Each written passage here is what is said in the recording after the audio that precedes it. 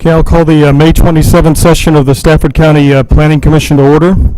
I'd ask all to rise for the invocation. I'll lead the invocation and remain standing for the Pledge of Allegiance by Mr. Gibbons.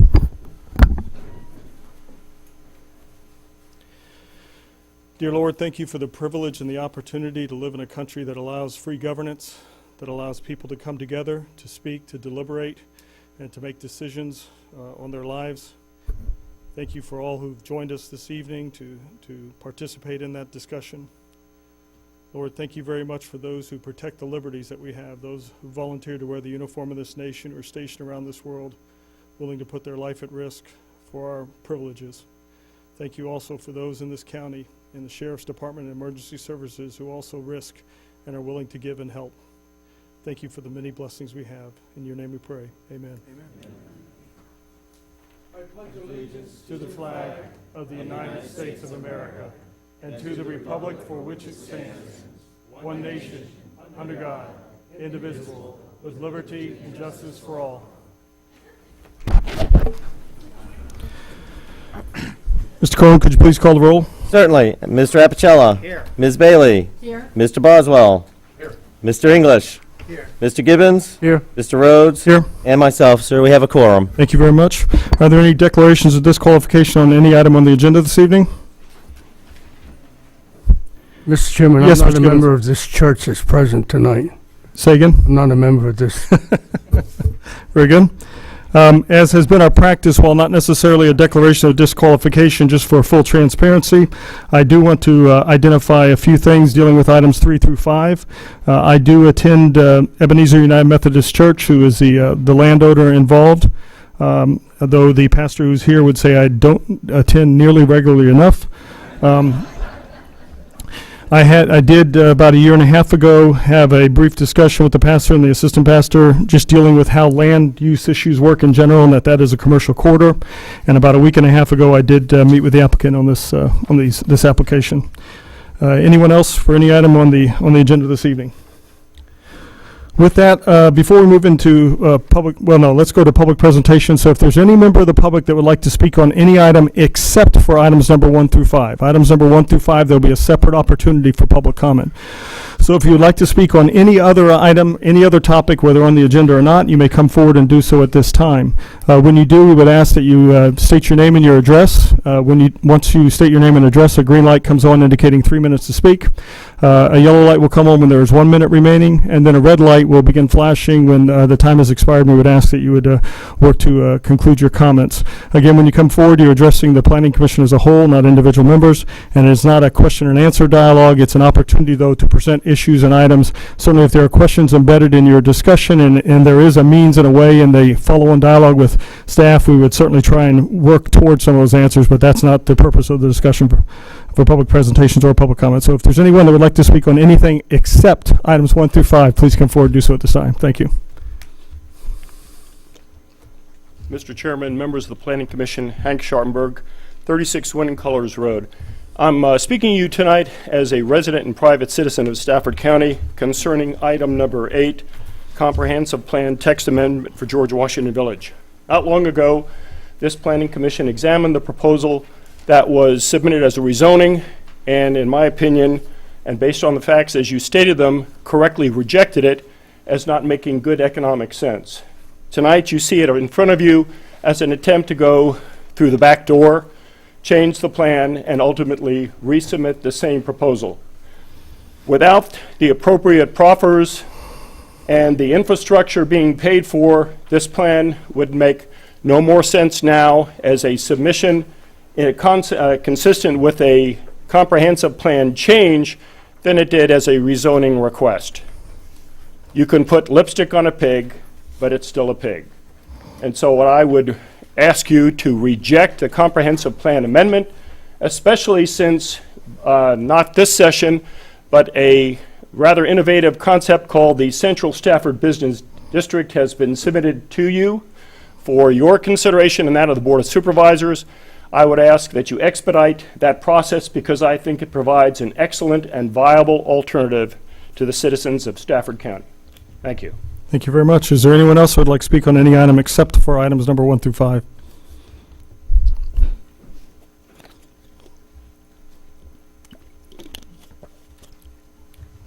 Good evening. Elaine Calendar, 622 Lancaster Street, Falmouth.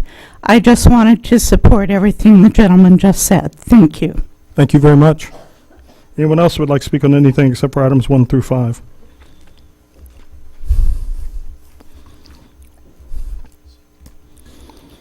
Seeing no one rush the podium, we'll move on from the public presentations and to public hearings. Actually, before public hearings, during our last session, we asked members of economic development to take from their evening and come in to speak to us on an item that's here.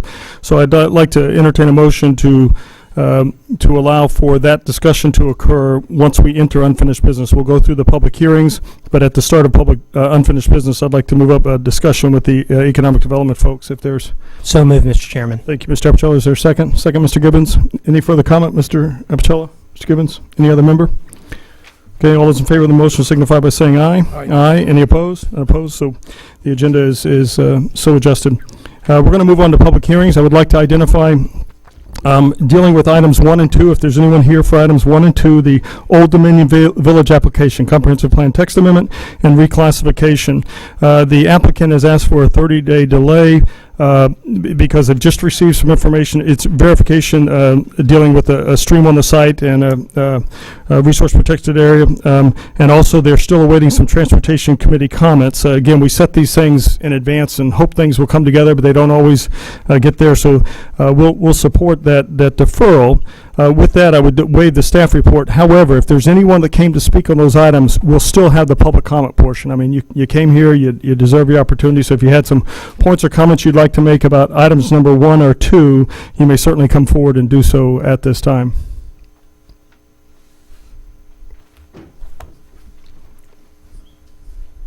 Mr. Chairman, members of the Planning Commission, I'm still Hank Sharpenberg, 36 Winning Colors Road. Only this time I'd like to address you as the chairman of the Stafford Regional Airport Authority. People have said we're against development. That's not true. We're against development that enhances Stafford's economic potential and that potential represented by the regional airport. But we do oppose residential development in densities higher than that recommended by the guidelines produced by the Joint Planning Commission Airport Authority Subcommittee. And as stated, Old Dominion Village does just that. We don't think it would provide an enhancement to quality of life and would present a conflict with the airport's use and growth. And so consequently, the Airport Authority opposes this particular action and the density it proposes as being unnecessarily large and inconsistent with the guidelines that you helped promulgate. Thank you. Thank you very much. Is there anyone else who would like to speak dealing with the items 1 and 2, the Old Dominion Village?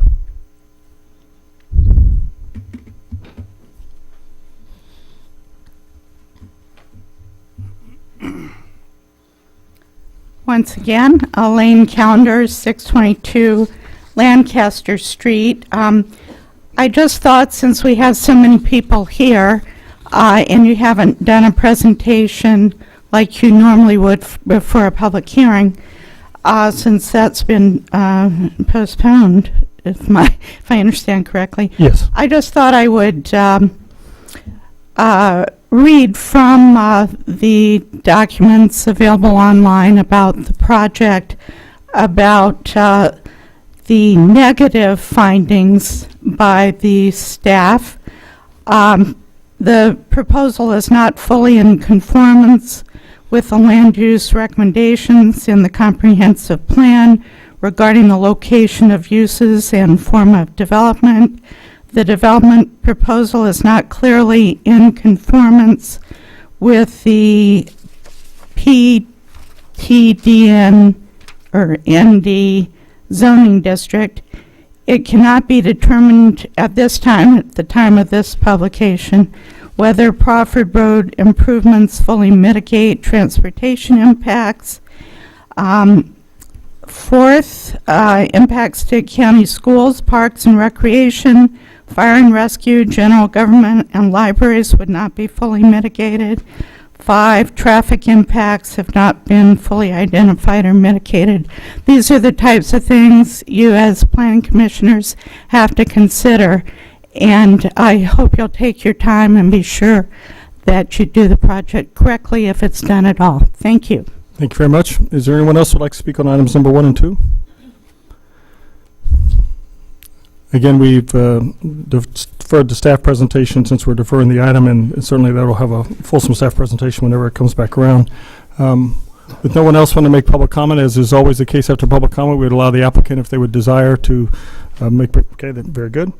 So we will move on from items Mr. number. Chairman, can we combine the 3 into one public hearing? We will in just a moment. I got to close out 1 and 2, and we will deal with 3, 4, and 5. I know you were trying to tell me that. I didn't I'm listen. with you. So, Ms. Bailey, this is 1 and 2 are in your district. Yes, Mr. Chairman, I would like to make a motion to defer items number 1 and 2. I'll second. Text amendment. Sorry, I'm jumping ahead That's too. okay. And reclassification for Old Dominion Village to include the public hearing in that defer. So remaining the public hearing open and deferred to 30 days. I think that would take us to 24 June, Mr. Harvey, be that window? Yes, Mr. Chairman, that's correct. Also, for clarification for the staff, I know we communicated with the applicant, and they said they'd be willing to continue the public hearing to the 24th. However, looking at the timeline for action on the comprehensive plan amendment, it expires on the 21st. So Well- we can get clarification from the applicant that they're willing to. I anticipated the 30 days meant an extension of that. We okay with the deadline there? Thank you, Mr. Chairman. Seeing nods to the affirmative end Applicant agrees to the extension for the for the comment. 24th. Thank you very much. Appreciate that. So there's a motion to defer items 1 and 2 to continue the public hearing open to the 24th of June. And there was a second by Mr. Apicella for the comment. Ms. Bailey? No further comment. Mr. Apicella? Any other member? All those in favor of the motion signify by saying aye. Aye. Any opposed? None opposed. So we'll take that back up on the 24th. Thank everyone very much. And we are now moving on to item number 3. And I think staff would want to, we'll present these together. We'll have to deal with each individually, but staff presentation together? Yes, Mr. Chairman, if we can. Okay, very good. Thank you.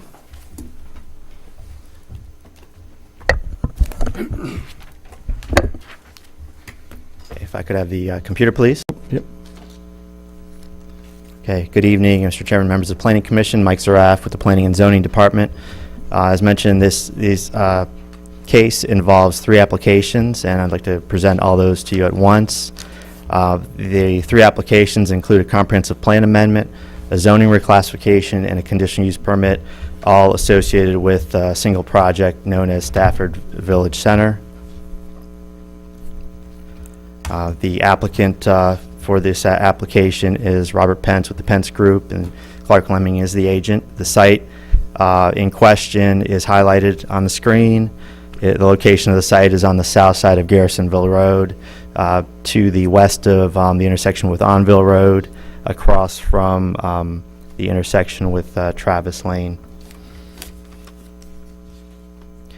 First, focusing on the item 3, the comprehensive plan amendment. This is a request to amend the text of the comprehensive plan 2010-2030 document, specifically Chapter 3, which is the land use chapter, to amend suburban land use to expand the areas where townhomes and multifamily dwelling units are allowed to be permitted.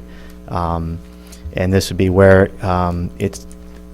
it would be incorporated into a mixed-use district, specifically PT&D, PD1 or PD2 mixed-use districts, and provided additional standards are addressed, including mixed-use standards requiring a mix of residential and commercial development within the project. Phasing would be required to require a portion of non-residential non-residential portions of the project to be built before all the residential is complete. The sites would be required along major transportation corridors, including Garrisonville Road, Jefferson Davis Highway, Warrenton Road, and within the highway corridors designated on those major roads. The requirements for compatible design and massing of the uses within that zoning district. There'd be maximum building heights of for townhomes of 4 stories and multifamily units of 7 stories, and maximum density permitted of up to 15 dwelling units per acre. For some background, this is requested concurrently with the rezoning and use permit. There's a similar request that was made for the Old Dominion Village project, so you're kind of familiar with this request, but there are some slight differences. Looking then at what the current comprehensive plan calls for in suburban areas, it's generally intended for single-family detached dwelling units on quarter to half-acre lots that are buffered from adjacent commercial areas. The development density should not exceed 3 dwelling units per acre. It does allow townhomes and apartments where they're currently permitted on land already zoned for that use, or there is some additional criteria that has some very limiting factors as far as scope, where really it's only allowed on maybe 2 or 3 other properties in the county. And where townhomes and apartments would be allowed, the density would be allowed between 3.5 to 7 dwelling units per acre. Generally in the comp plan, urban development areas are where the majority of townhouse and multifamily units are permitted. In looking at this request, some of the evaluation factors staff looked at include the location and potential build-out, adjacent property impacts, community facilities, fiscal impacts, the housing issues and options, and natural resource impacts. Looking at some of these evaluation factors with location and build-out, this request would add more options for townhouse and multifamily units to people looking to buy homes in the county, and ultimately would increase the build-out of land in the county. There's a policy in the comp plan 2.1.2 that specifically does not support amending the comp plan to create additional excess residential capacity. There are the full impact and build out of this request is still unknown. Staff is looking into trying to get a better bead on how much land this could affect and what that build out might be. And then also to balance growth, the commission may want to consider a like reduction in density in urban development areas if this proceeds with an increase in intensity in suburban areas. Looking at adjacent property impacts, the underdeveloped suburban areas that still exist in the county may be impacted to a greater extent if you have a higher density product with higher, more intense buildings and taller buildings against a lower density neighborhood. New building heights, as mentioned, much taller. They'd be much taller than the currently recommended single-family home type of product that exists and is recommended. This also may generate more noise due to, as a result of, more traffic and overall population that would come with this change. With community facilities, this does create increased demands on public infrastructure, facilities, and services. With fiscal impacts, the townhouse and multifamily units may have more of a negative fiscal impact than other types of housing units.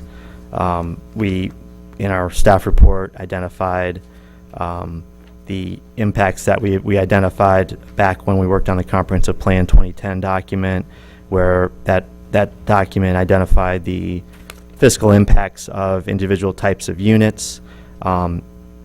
Single-family detached units were identified to have a negative annual impact of $429 to the county.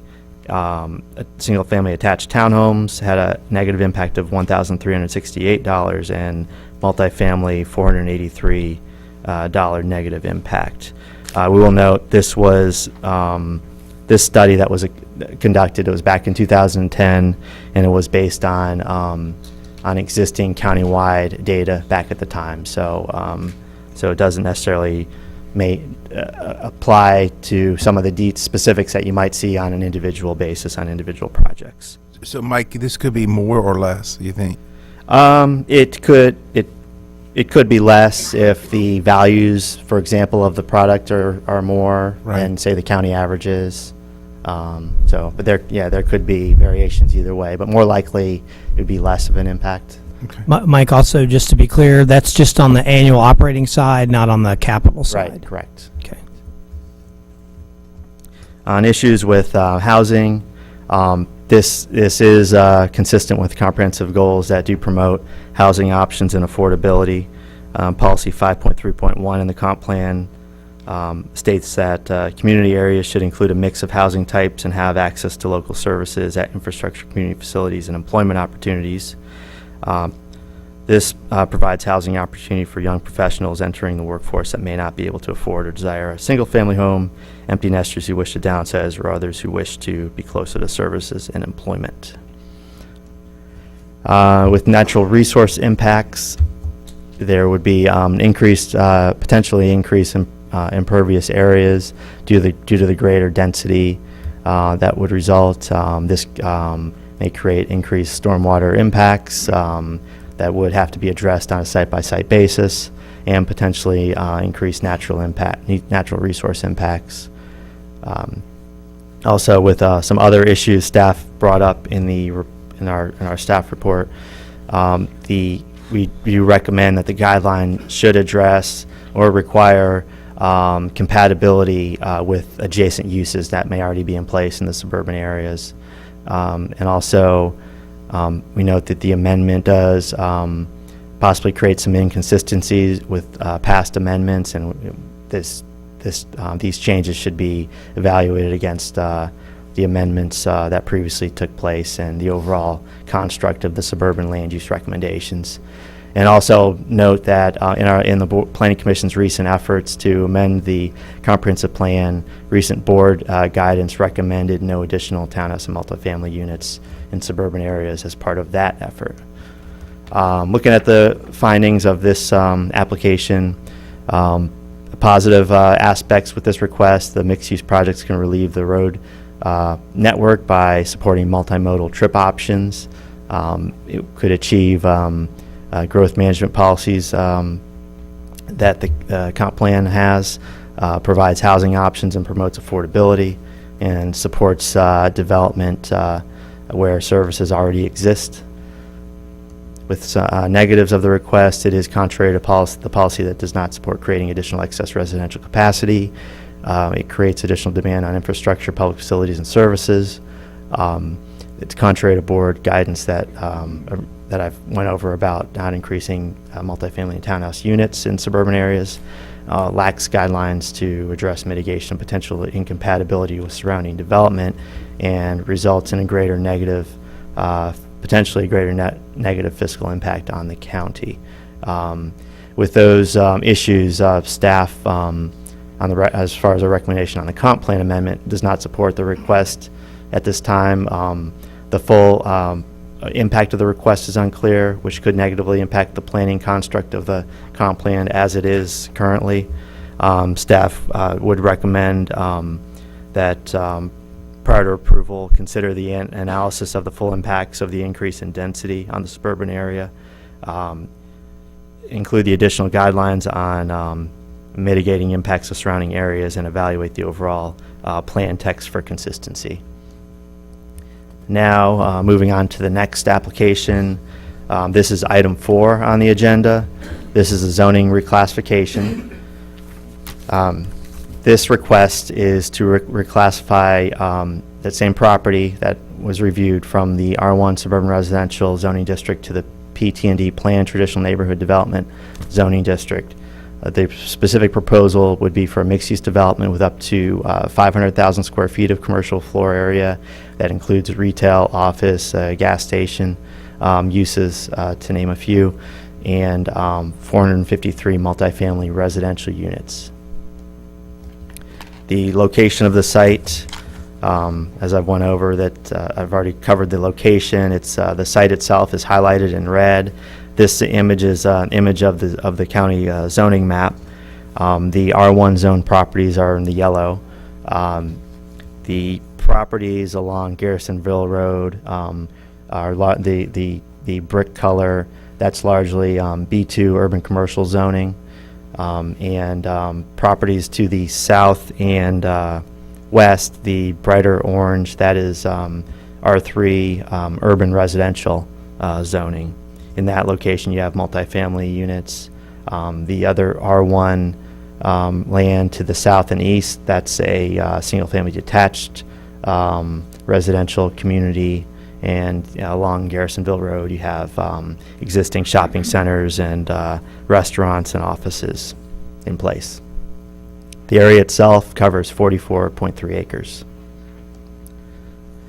This is the Mike, before you go on, is there any reason why there's this island of R1 in this commercial / multifamily area? referring to the, I see a lot of business uses. You mentioned that It's there's been a private residence farm. you're talking about Yeah. the subject property itself? Right. It's long been a private residence Yeah. farm. And Okay. Thanks. so here's an aerial view of the property itself. The site's primarily forested land cover. There's a smaller portion of open land that fronts along Garrisonville Road. That's the lighter shaded area. The forested area is the darker shaded area on the image.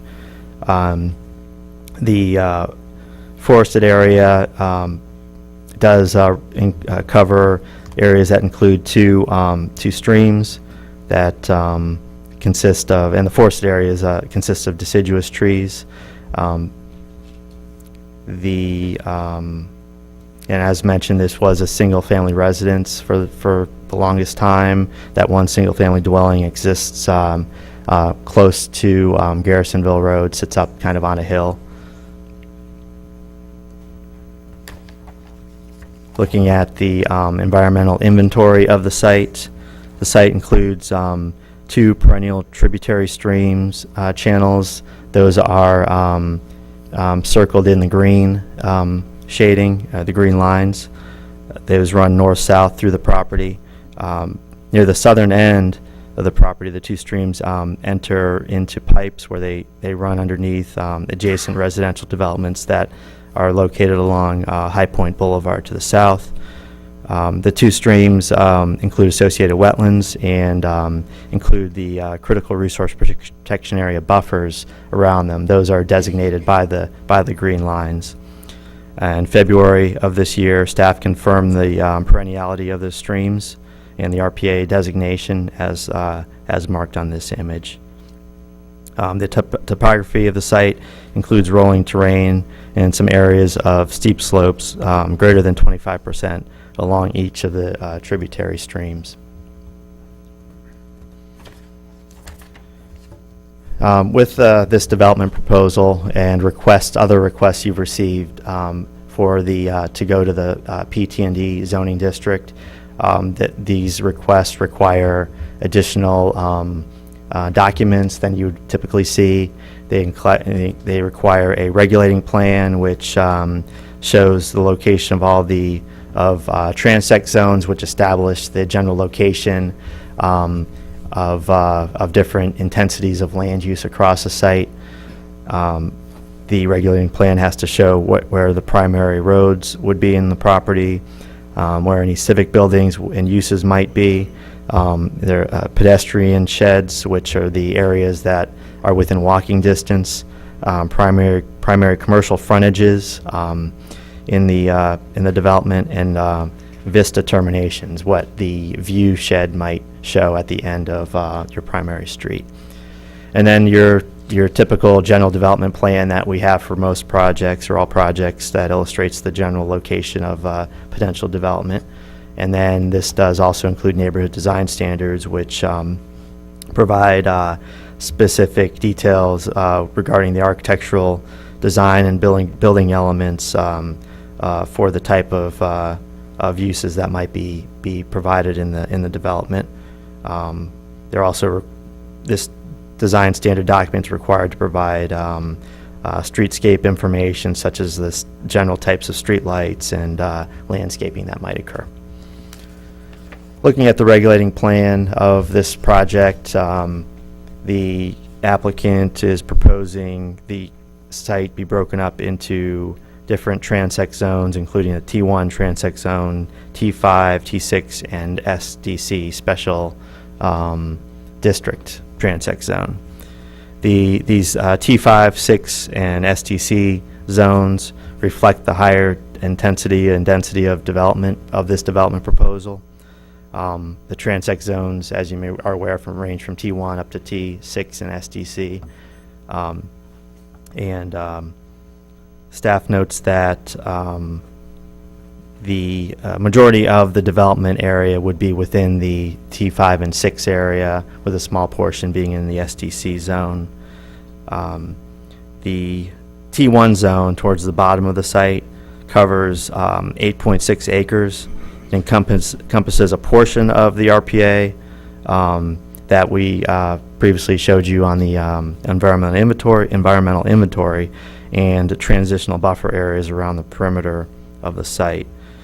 Staff notes that by code, all RPAs are required to be designated in the T1 transect zone.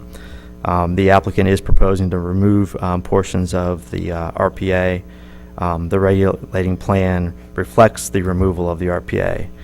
This will require separate approval, and so should the removal of the RPA not be approved, a follow-up proffer amendment would be required to modify this regulating plan to bring the T1 zones back in line with the RPA. Mike, who's the approving authority for modifying RPA? The Chesapeake Bay Appeals Board.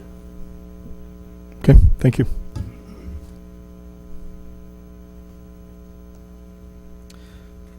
So other aspects of the regulating plan I've mentioned, the plan identifies the pedestrian shed, which identifies the commercial use as the center that the residents would access. Staff does note that the plan identifies the commercial uses as a civic use, which is not consistent with the code, with the zoning ordinance, so that's just a slight modification that would need to be made to the plan to differentiate this commercial use from civic use. The road network is shown on the regulating plan that identifies the main access road off of Garrisonville Road as the primary street into the site, and then other internal drives serving as secondary streets. And they do show a secondary street providing connection down to High Point Boulevard on the plan. BIS determinations are shown as well. Staff notes that the plan does not identify the VIS determination consistent with the definition in the zoning ordinance, so there would need to be some modifications to the plan to meet the correct VIS determination requirements in the consistent with the code. So this is the general development plan of the project. The overall design concept incorporates multifamily residential units into this commercial shopping center. It would incorporate mixed-use buildings with residential units over the first floor commercial retail uses. Also, office uses over top of first floor retail is proposed as well. Site layout has buildings identified around the perimeter of the site with centrally located parking lots.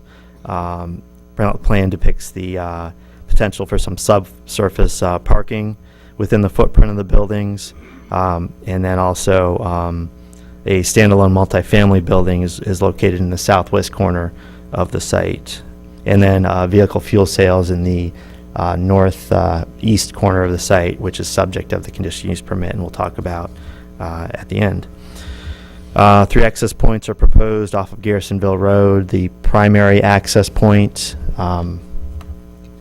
in this location, which would be a signalized access point, and then 2 right-in, right-out access points in that location, in those locations, and then also, as mentioned, a connection down to High Point Boulevard with an access road that goes this way through the site.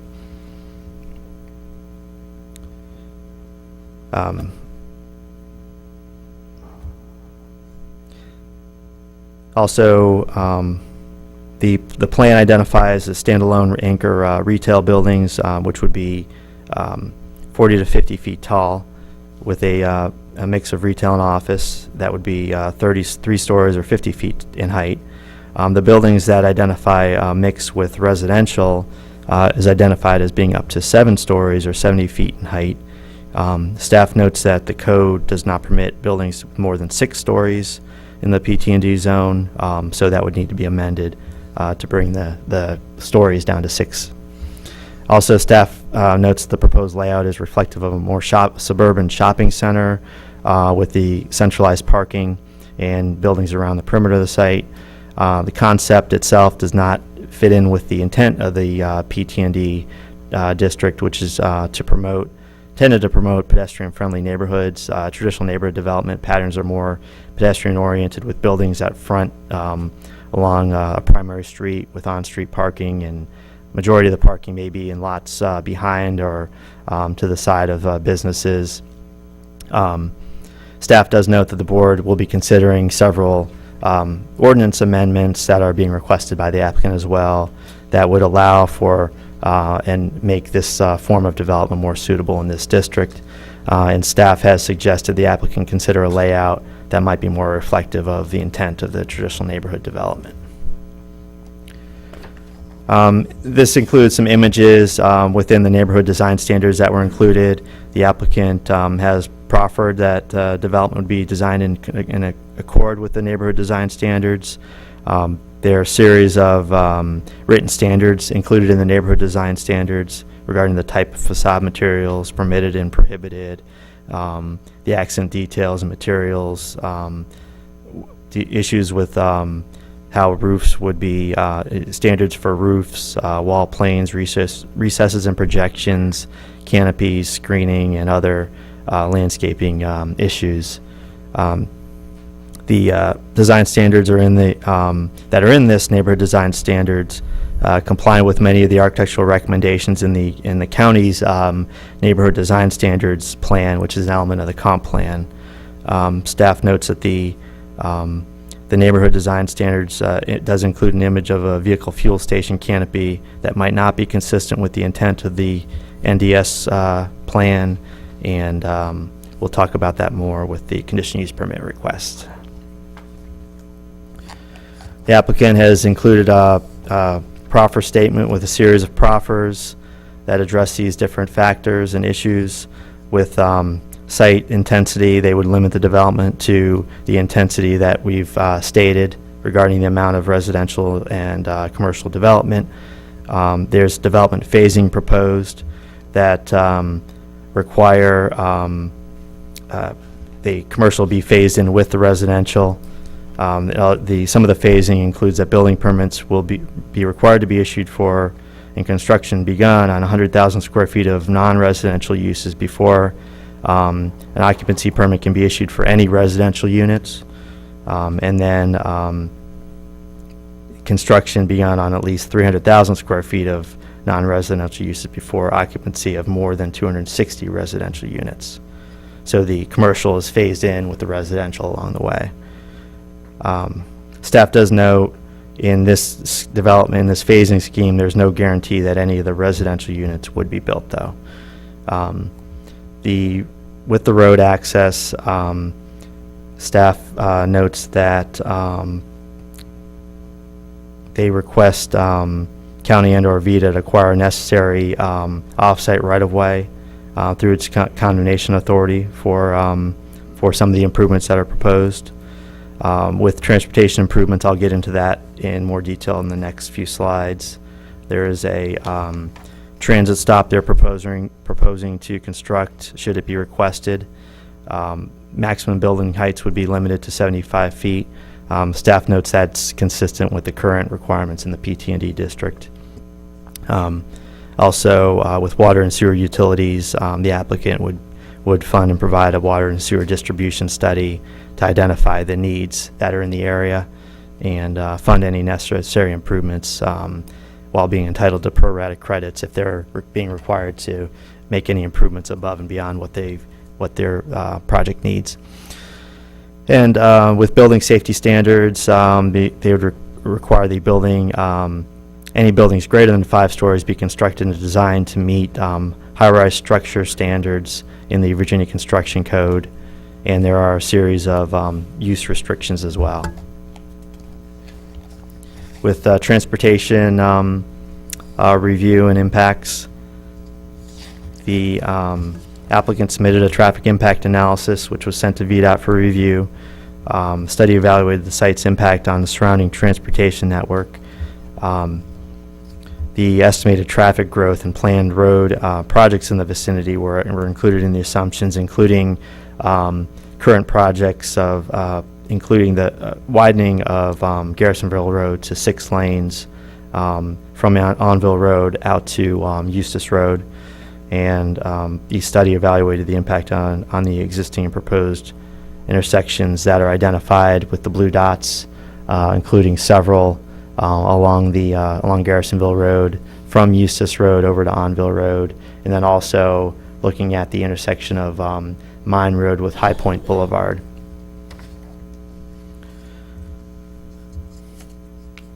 The transportation proffers provided included several transportation improvements along Garrisonville Road that would be provided prior to the first occupancy permit.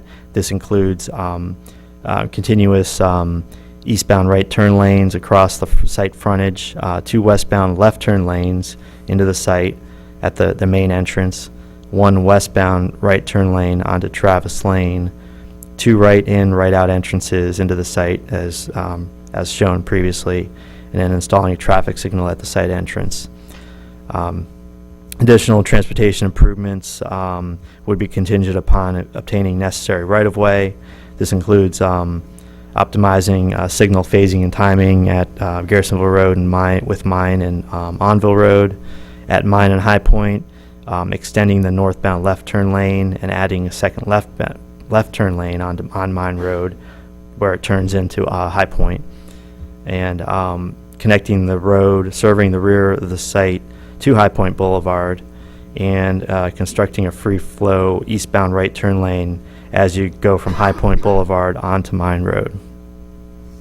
And many of these additional improvements have specific right-of-way contingency that would allow the project to proceed if after a certain amount of time the needed right-of-way wasn't obtained.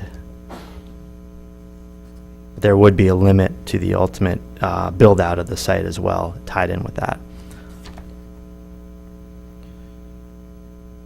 With the results of the traffic review, the TIA found a reduction in levels.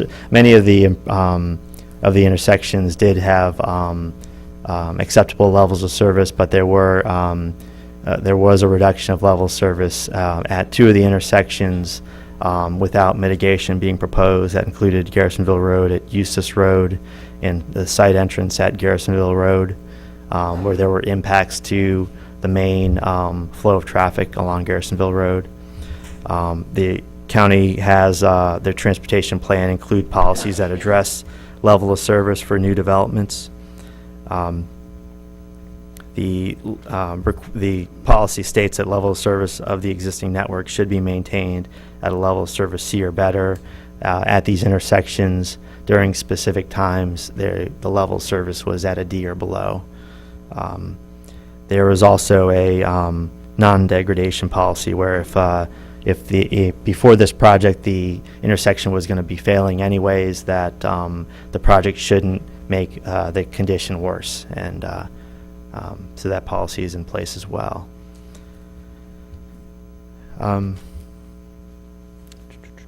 The transportation plan does have facility recommendations that includes the widening of Garrisonville Road, which the county is undertaking the effort to work on widening of Garrisonville Road in this area, and the applicant, some of their improvements would assist in that widening, and they intend on coordinating their efforts with the county widening project. So there's not a mess, between one person doing one thing that's going to be in conflict with another. With VDOT review, the VDOT reviewed and commented on the initial submission and discussed the issues with the applicant. Staff understands that the applicant's in the process of amending the traffic study to respond to those VDOT comments. And regarding the connection to High Point Boulevard, staff does note that what has been proposed is a more indirect connection to High Point, and staff believes the street connection designed as a more direct connection through and a direct route through the middle of the site could improve the overall circulation and provide some relief to Garrisonville Road and Mine Road. There are some policies in the comp plan that support this thought. Objective 6.4 is be to create more efficient patterns of traffic flow and circulation, and policy 6.4.5 would promote alternative routes to relieve congested corridors. This connection also would help, staff believes, build a better community by making commercial services more accessible to more of the residents. And to further this community benefit, staff recommends sidewalk access be added to the street connecting High Point Boulevard as well. Some other review factors, the site itself is identified within Noise Zone 1 of Quantico Marine Corps Base. This is a designation that the county has in their comprehensive plan that identifies areas around the ammunition ranges that are on the Marine Corps Base. The Noise Zone 1 is a 5-mile radius area within those ranges. There are tables in the comp plan that include land use compatibility recommendations for the noise zones. The proposed uses are identified as compatible within this noise, in this Noise Zone 1. There are policies, though, that recommend noise level reduction for buildings within any of the military facility impact overlay district areas. The limits of the district have not been established, but the plan does recommend that they include noise zones in which this property is located. Also, regarding Quantico, staff does suggest the applicant consider proffering disclosure and building noise level reduction requirements for the residential uses. With public safety, staff has noted that the high-rise building construction standards that are being proffered, and Fire and Rescue is in favor of that and approves of that proffer statement. They have noted some other concerns, requesting full cash proffers consistent with the county's proffer guidelines, and also recommend and support the more direct connection of High Point Boulevard through the middle of the site to improve fire and rescue service response times in the area. Environmental resources. There are impacts proposed to natural resources, specifically the critical resource protection area that I've gone over. The comprehensive plan does discourage development that would result in these impacts. Policies 1.1.3 and 1.2.7 both recommend new development be sensitive to existing environmental features and protect natural resources.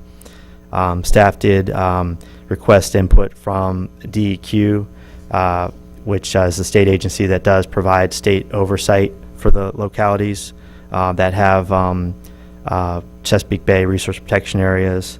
DEQ stated that the proposed development activities are not consistent with the Bay Act and regulations. The applicant has noted that they would seek approval from DEQ to impact the RPA. The RPA is a county designated overlay, and any appeal to remove the RPA would be heard by the County Chesapeake Bay Appeals Board. And staff does recommend the development of this site design be modified to limit impacts to streams and associated wetlands and RPA.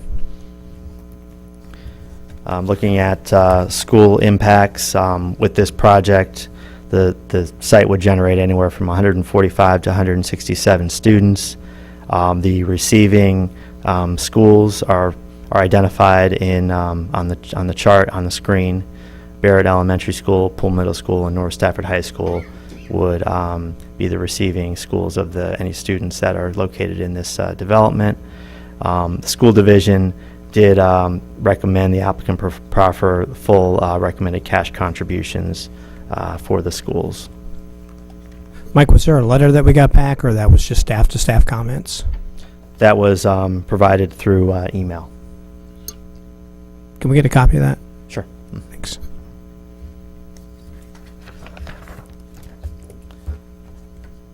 So looking at the comprehensive plan land use recommendation, sites within a commercial corridor within the suburban area.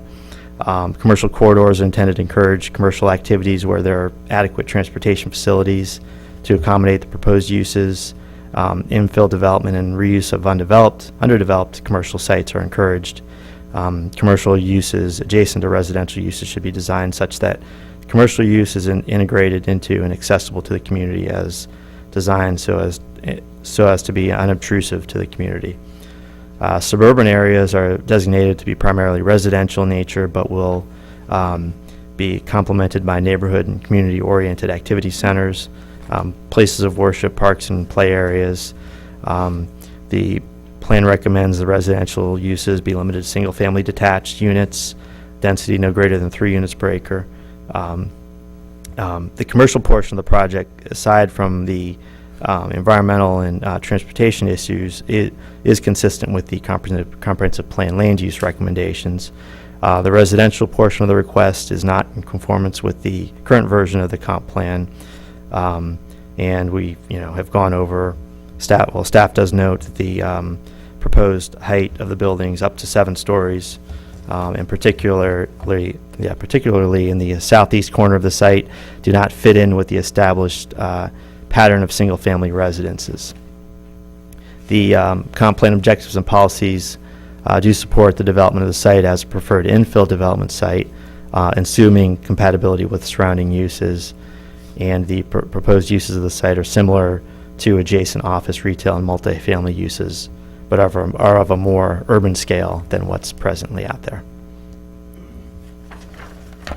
With fiscal impacts, the applicant submitted an economic and fiscal impact study. The build out some of the results of the fiscal impact study address the build out through the build out of the development that would create 946 jobs with $43.2 million in personal earnings. After build out, after the project is built out, there would be total economic activity of $10.5 million annually, and the creation of 44 jobs and $1.44 million in personal earnings. Also, the report shows $1.16 million in annual net fiscal benefit to the county. That's looking at the difference of the total taxes that would come in to the county versus the expenditures that would be required for services to the site. The multifamily units are expected to provide a positive impact compared to negative impact that is currently experienced in today's similar housing stock for multifamily units. And the study does assume full build out of the project in its assumptions. The proposed phasing provides a more staff does note the proposed phasing provides a more balanced mix than we've seen in prior projects that have included phasing, with more of the commercial being provided up front. There was an evaluation, staff did conduct an evaluation against the fiscal study that was developed as part of the comprehensive plan. We did find similar results in looking at the two. Staff would note this again is based on the Fuller study that was conducted for the comp plan back in 2010, based on countywide averages, and where the studies are focused on it's kind of in conflict with projects that are going to provide detailed individual fiscal studies for individual projects. So there's some difference between the two. The project does not include any monetary proffer contributions. The current county guidelines would be $25,935 per multifamily unit, which would total over $11 million over the 453 units that are proposed. Staff does note the fiscal study does not directly address how the project offsets capital impacts. Looking at the positives and negatives of the project, there are many positives. The commercial uses are consistent with the comp plan land use recommendations. The commercial uses also are consistent with the established development pattern along Garrisonville Road. Road improvements would complement and reduce the cost of the county road widening project. The mix of commercial and residential uses do provide a positive fiscal benefit to the county. Design guidelines would ensure a high-quality development. Does provide more future residences in close proximity to commercial services. Comprehensive plan policies do encourage infill development and would be consistent with the adjacent multifamily uses to the south and west of this site. There are negatives as well.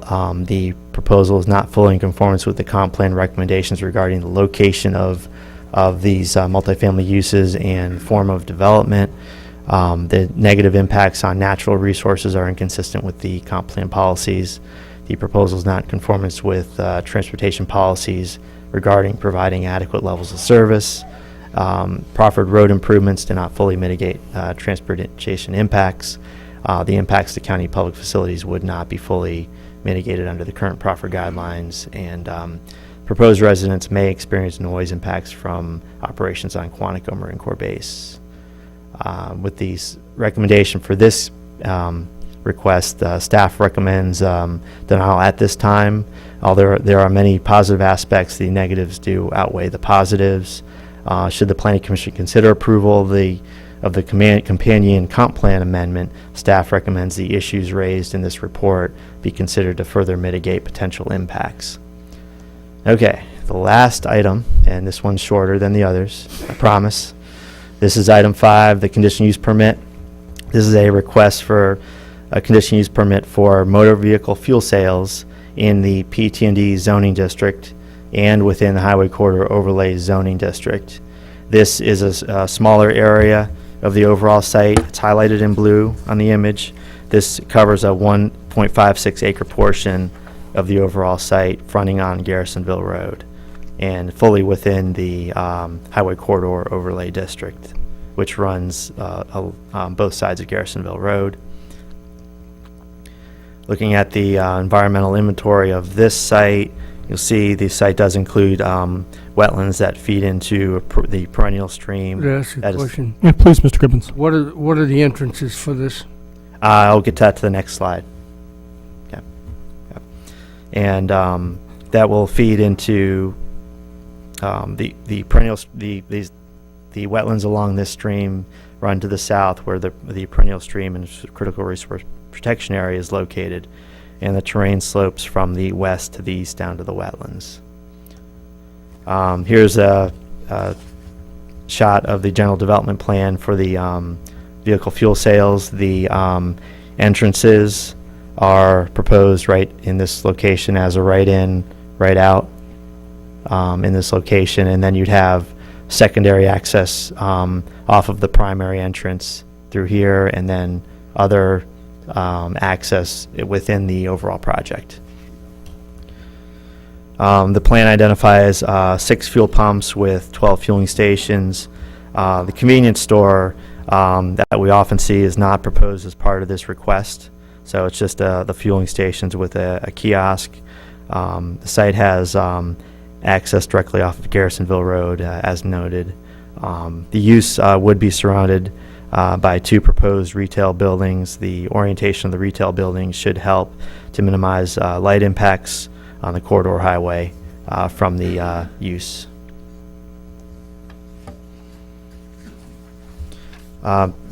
Conditions that staff is proposing along with this request is that the use should be located in the general location on the general development plan.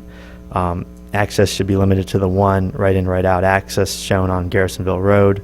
The standard condition we have about no carnival style signs, banners, lights, balloons, and on. I'm not going to read the whole thing.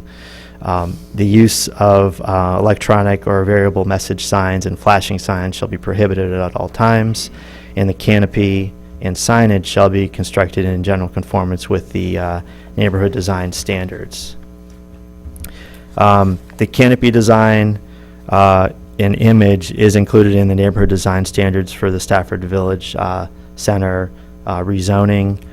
Staff feels that image is not consistent necessarily with the other images of other buildings and materials that are provided in the neighborhood design standards, so staff would recommend this be relooked at. And with the comprehensive plan, the fuel sales use, aside from the environmental issues, would be consistent with the comp plan. Regarding the evaluation, positives, it is consistent with the established development pattern. The use is consistent with the land use recommendations in the comp plan, and conditions should mitigate negative impacts. With negatives, it does not comply with natural resource policies in the comp plan, as the site is located over top of the wetland channel. And then reduction in intersection level of service does not comply with the transportation plan, and canopy design does not conform with the overall design of the design theme of the overall project. Staff would support the request subject to the following: first, approval of the separate zoning request and the negative issues properly and adequately being addressed. And take any questions. Questions for staff? Mike, in reference, when I go back to the fuel station, I look, there's a stream right there, so what's going to happen to that stream? Is it just going to be covered over, or? That is proposed to be covered over and filled in, yes.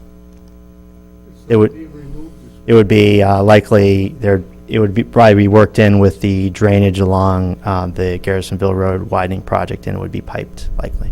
Piped? Piped. Makes more sense. Okay. Question? Yeah, please, Mr. Cohen. Going to the 7-story building, did you communicate with fire and rescue, or do you know if we have equipment in the county to handle issues that are on a 7-story building? Or since I don't know that there's too many of those, is it that most of our equipment is not really geared towards that?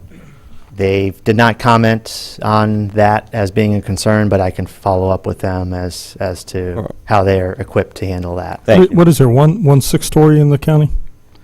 I believe so. I believe one of the hotels on Route 1 is 6 stories. Well, Most others. The same problem, Mr. Chairman, happened when we built Geico. There's a different way of providing fire. Right. Yeah. Okay. Thanks. Yep. Mr. Appicello?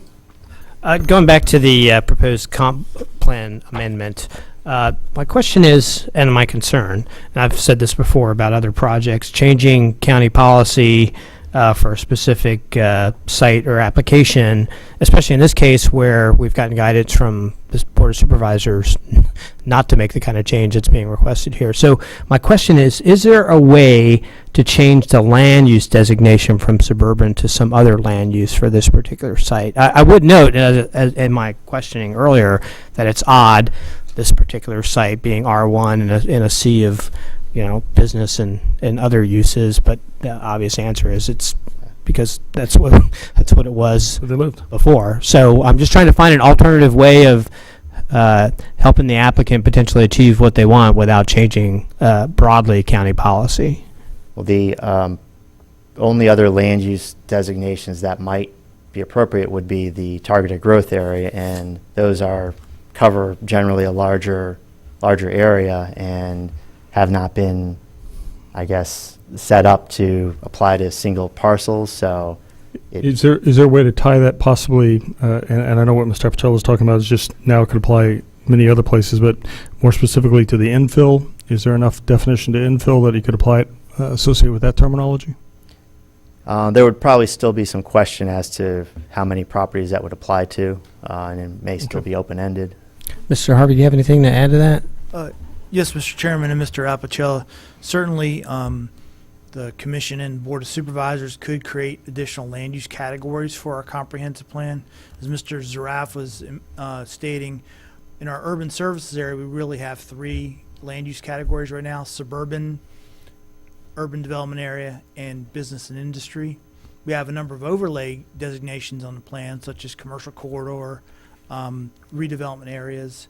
So that could be a possibility. Either we create another overlay kind of construct within the suburban area, or look at it in different land use category. Okay. Any other questions for staff before we go on the applicant? Mr. Gibbons? I didn't notice that the GDP was not proffered. It's, I didn't see it.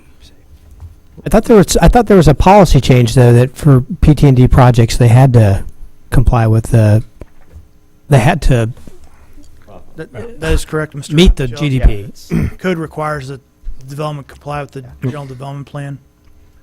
and it is proffered. Any other questions? And then- Oh, please, yeah. Thank you very much. How are you going to buffer this 7-story building from the residential in that back corner? Might want to, I think that is, we noticed, staff has noted that as a concern, and yeah, that we think some stepping of maybe the building that might allow the building to be at a lower height, closer to to those adjacent properties, might be a way to maybe make that work. And then my last question is, we spent a lot of time with Sheets, 7-Eleven, Wawa, doing good canopy designs, good indirect lighting. Seems to me that we would follow that to this site also. I don't think we need a speaker system telling what's on sale at 3 o'clock in the morning. Yes, please, Mr. Pepper. I'm sorry, I do have one more question.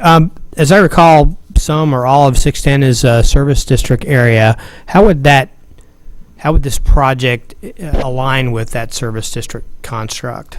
Or what would the impact be of if this were approved on that service district? The construct? full impact, I'm not certain, but it would require a follow-up action by the board to include this property into that service district. And then that would, then the service district taxing would apply.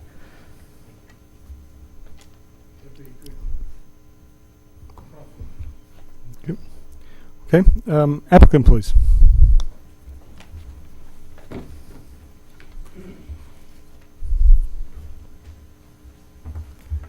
Good evening, Mr. Chairman, members of the Planning Commission. I'm Clark Lemming. I'm here on behalf of the Pence Group. I'm privileged to be here on behalf of the Pence Group.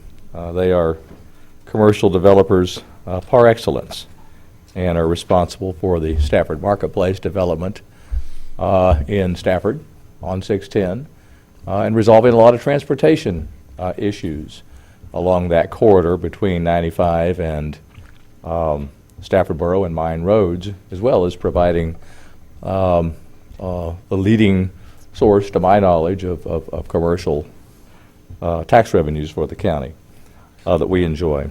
I'm also here on behalf of the zoning and land use interests of the Ebenezer United Methodist Church, and they are the owners of this property.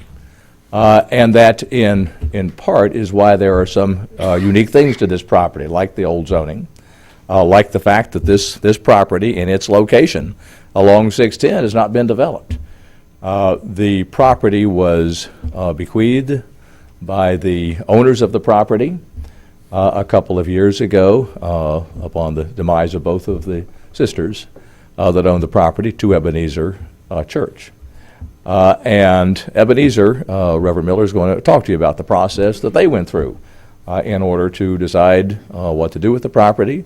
And I think all of you are aware of their facility on Embry Mill Road, and how to utilize the proceeds from this property to further their mission. What I'm going to do this evening, I'm going to touch on a number of the broader issues. You've asked a number of very specific issues, and we will address as many of those as possible. But we recognize that this is a lot to put before you.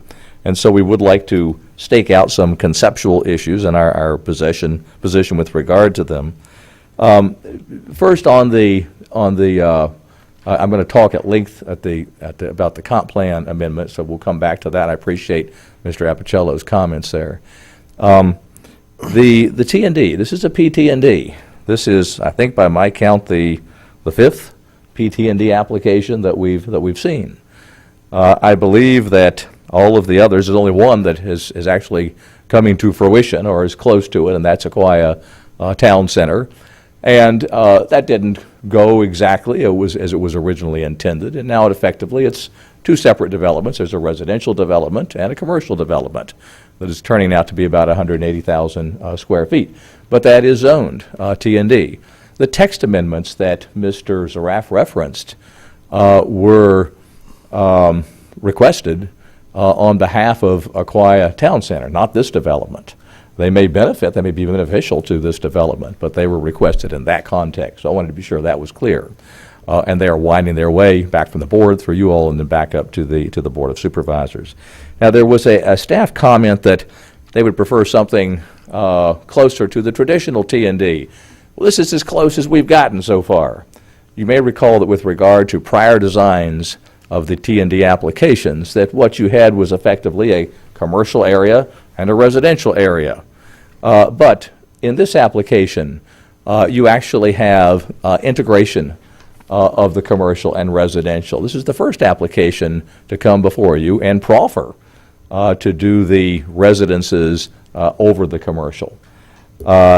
And we do and will comply with all of the requirements of the ordinance as far as pedestrian access and interconnectivity and focal points and vista points and all of the rest.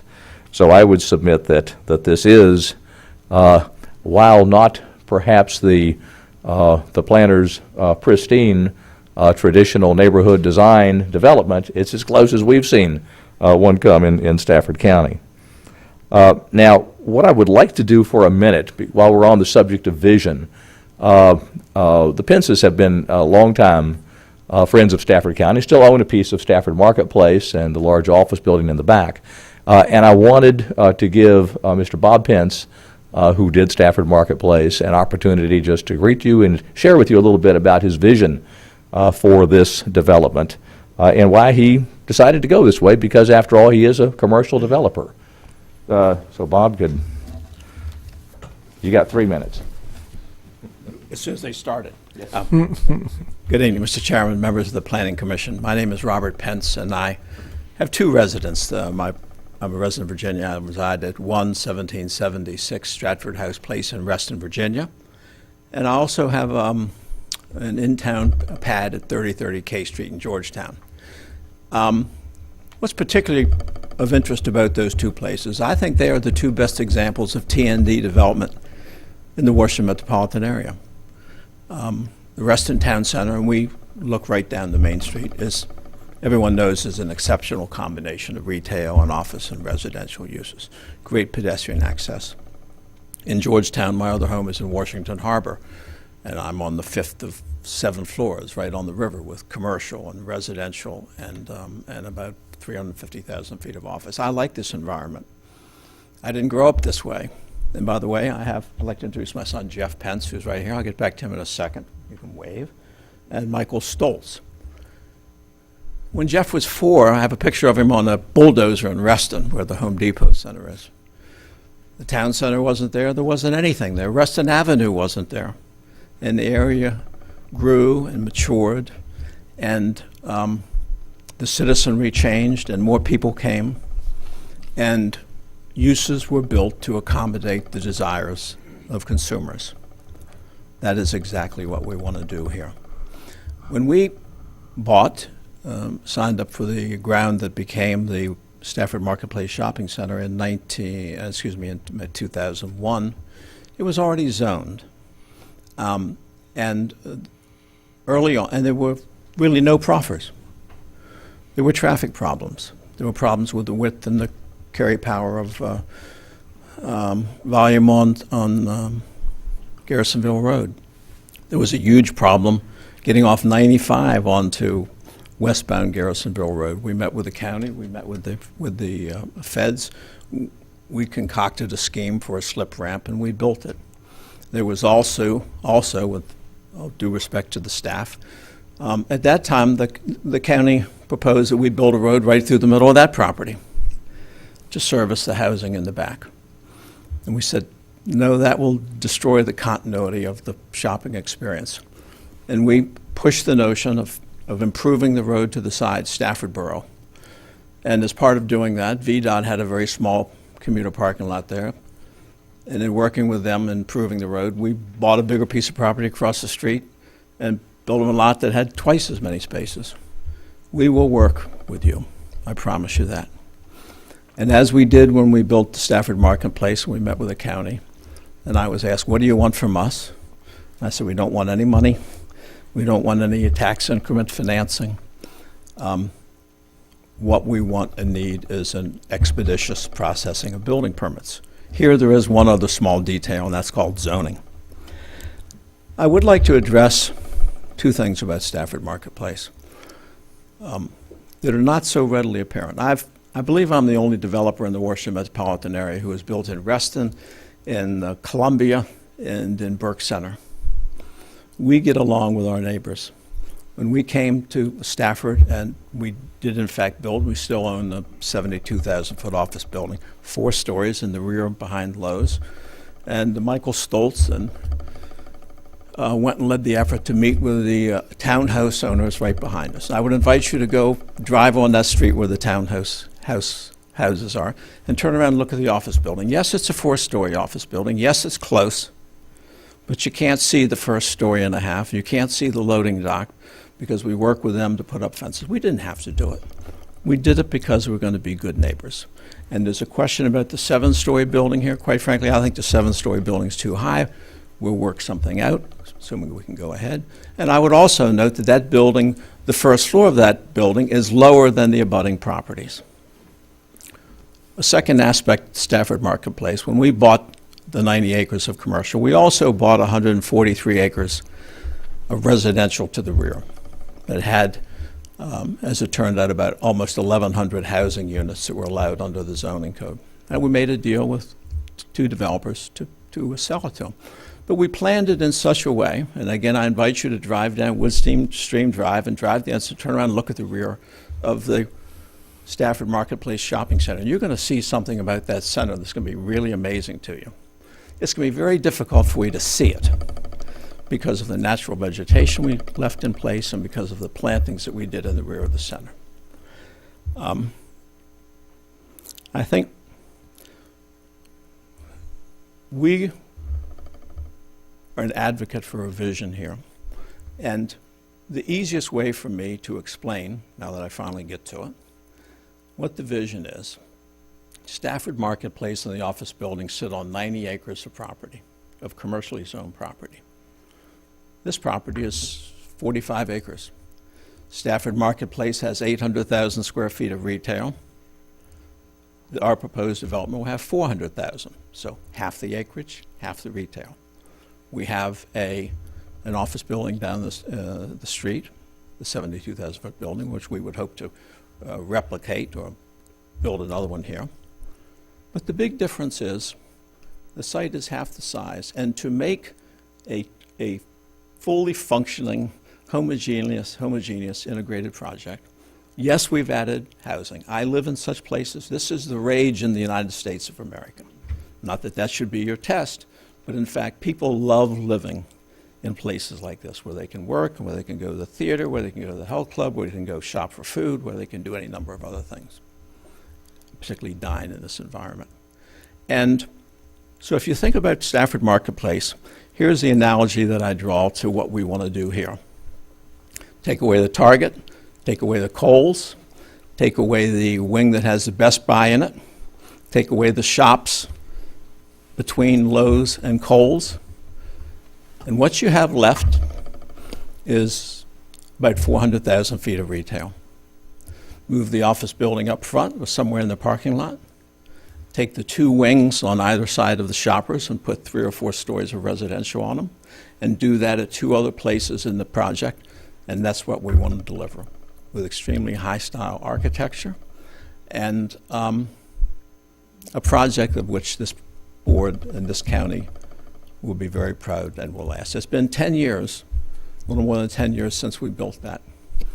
And I would submit that in the 10-year planning for traffic, when we came out today, we came about 2:30 today, We zipped off 95 right by the shopping center, and for 3 hours we drove all over, back and forth and everything.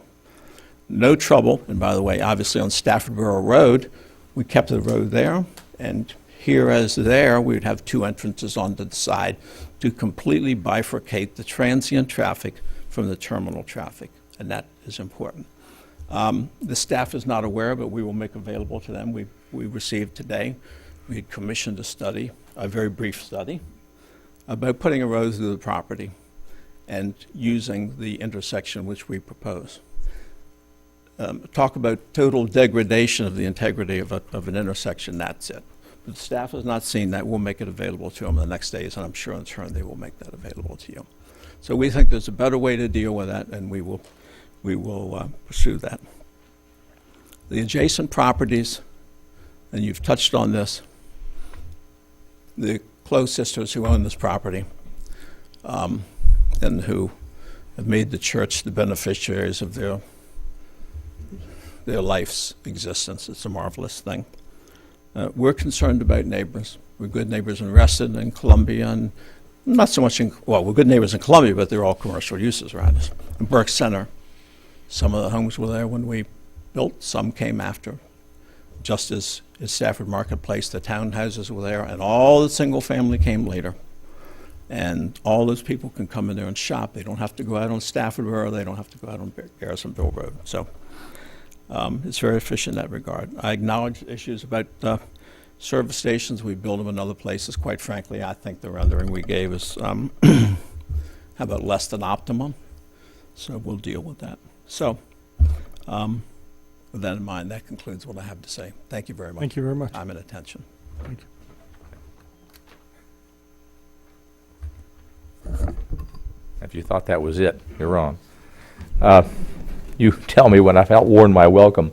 I did want to touch briefly. Oh, thanks. I do want to touch on 4 broad issues that I think really encompass most of the concerns here. And we do have experts here tonight. I do want you to hear briefly from Dr. Bellis on economic and fiscal impact. And I want you to hear from our environmentalists, because I want everyone to appreciate what we're trying to do with the streams on the property and the process that we're going through and why we think it works and permits a environmentally sensitive treatment of the property. First, turning to the comprehensive plan amendment, this is an unusual parcel. It is an infill piece.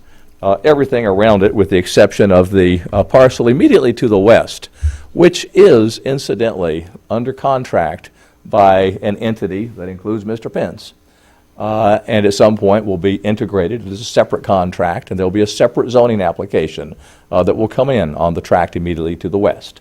It's a much smaller tract, but it makes sense for it to be included in this. On the comprehensive plan, but everything else around this parcel is developed. And we have townhouses. We have a smattering of single-family adjacent houses, a few from Settlers Landing and a few from Patriots Landing, and then we have commercial and office on our property lines. So I appreciate the suggestion that perhaps there is something unique and very narrow that could be come up with here. The problem that I see with the current comprehensive plan land use designations is that, at least with in the area that can be developed, putting aside the agricultural recreational areas for a moment, basically you have urban development areas and everything else is suburban. And with all due respect, and of course you all don't make the final decisions, the efforts to come in and do something with those UDAs haven't gotten very far.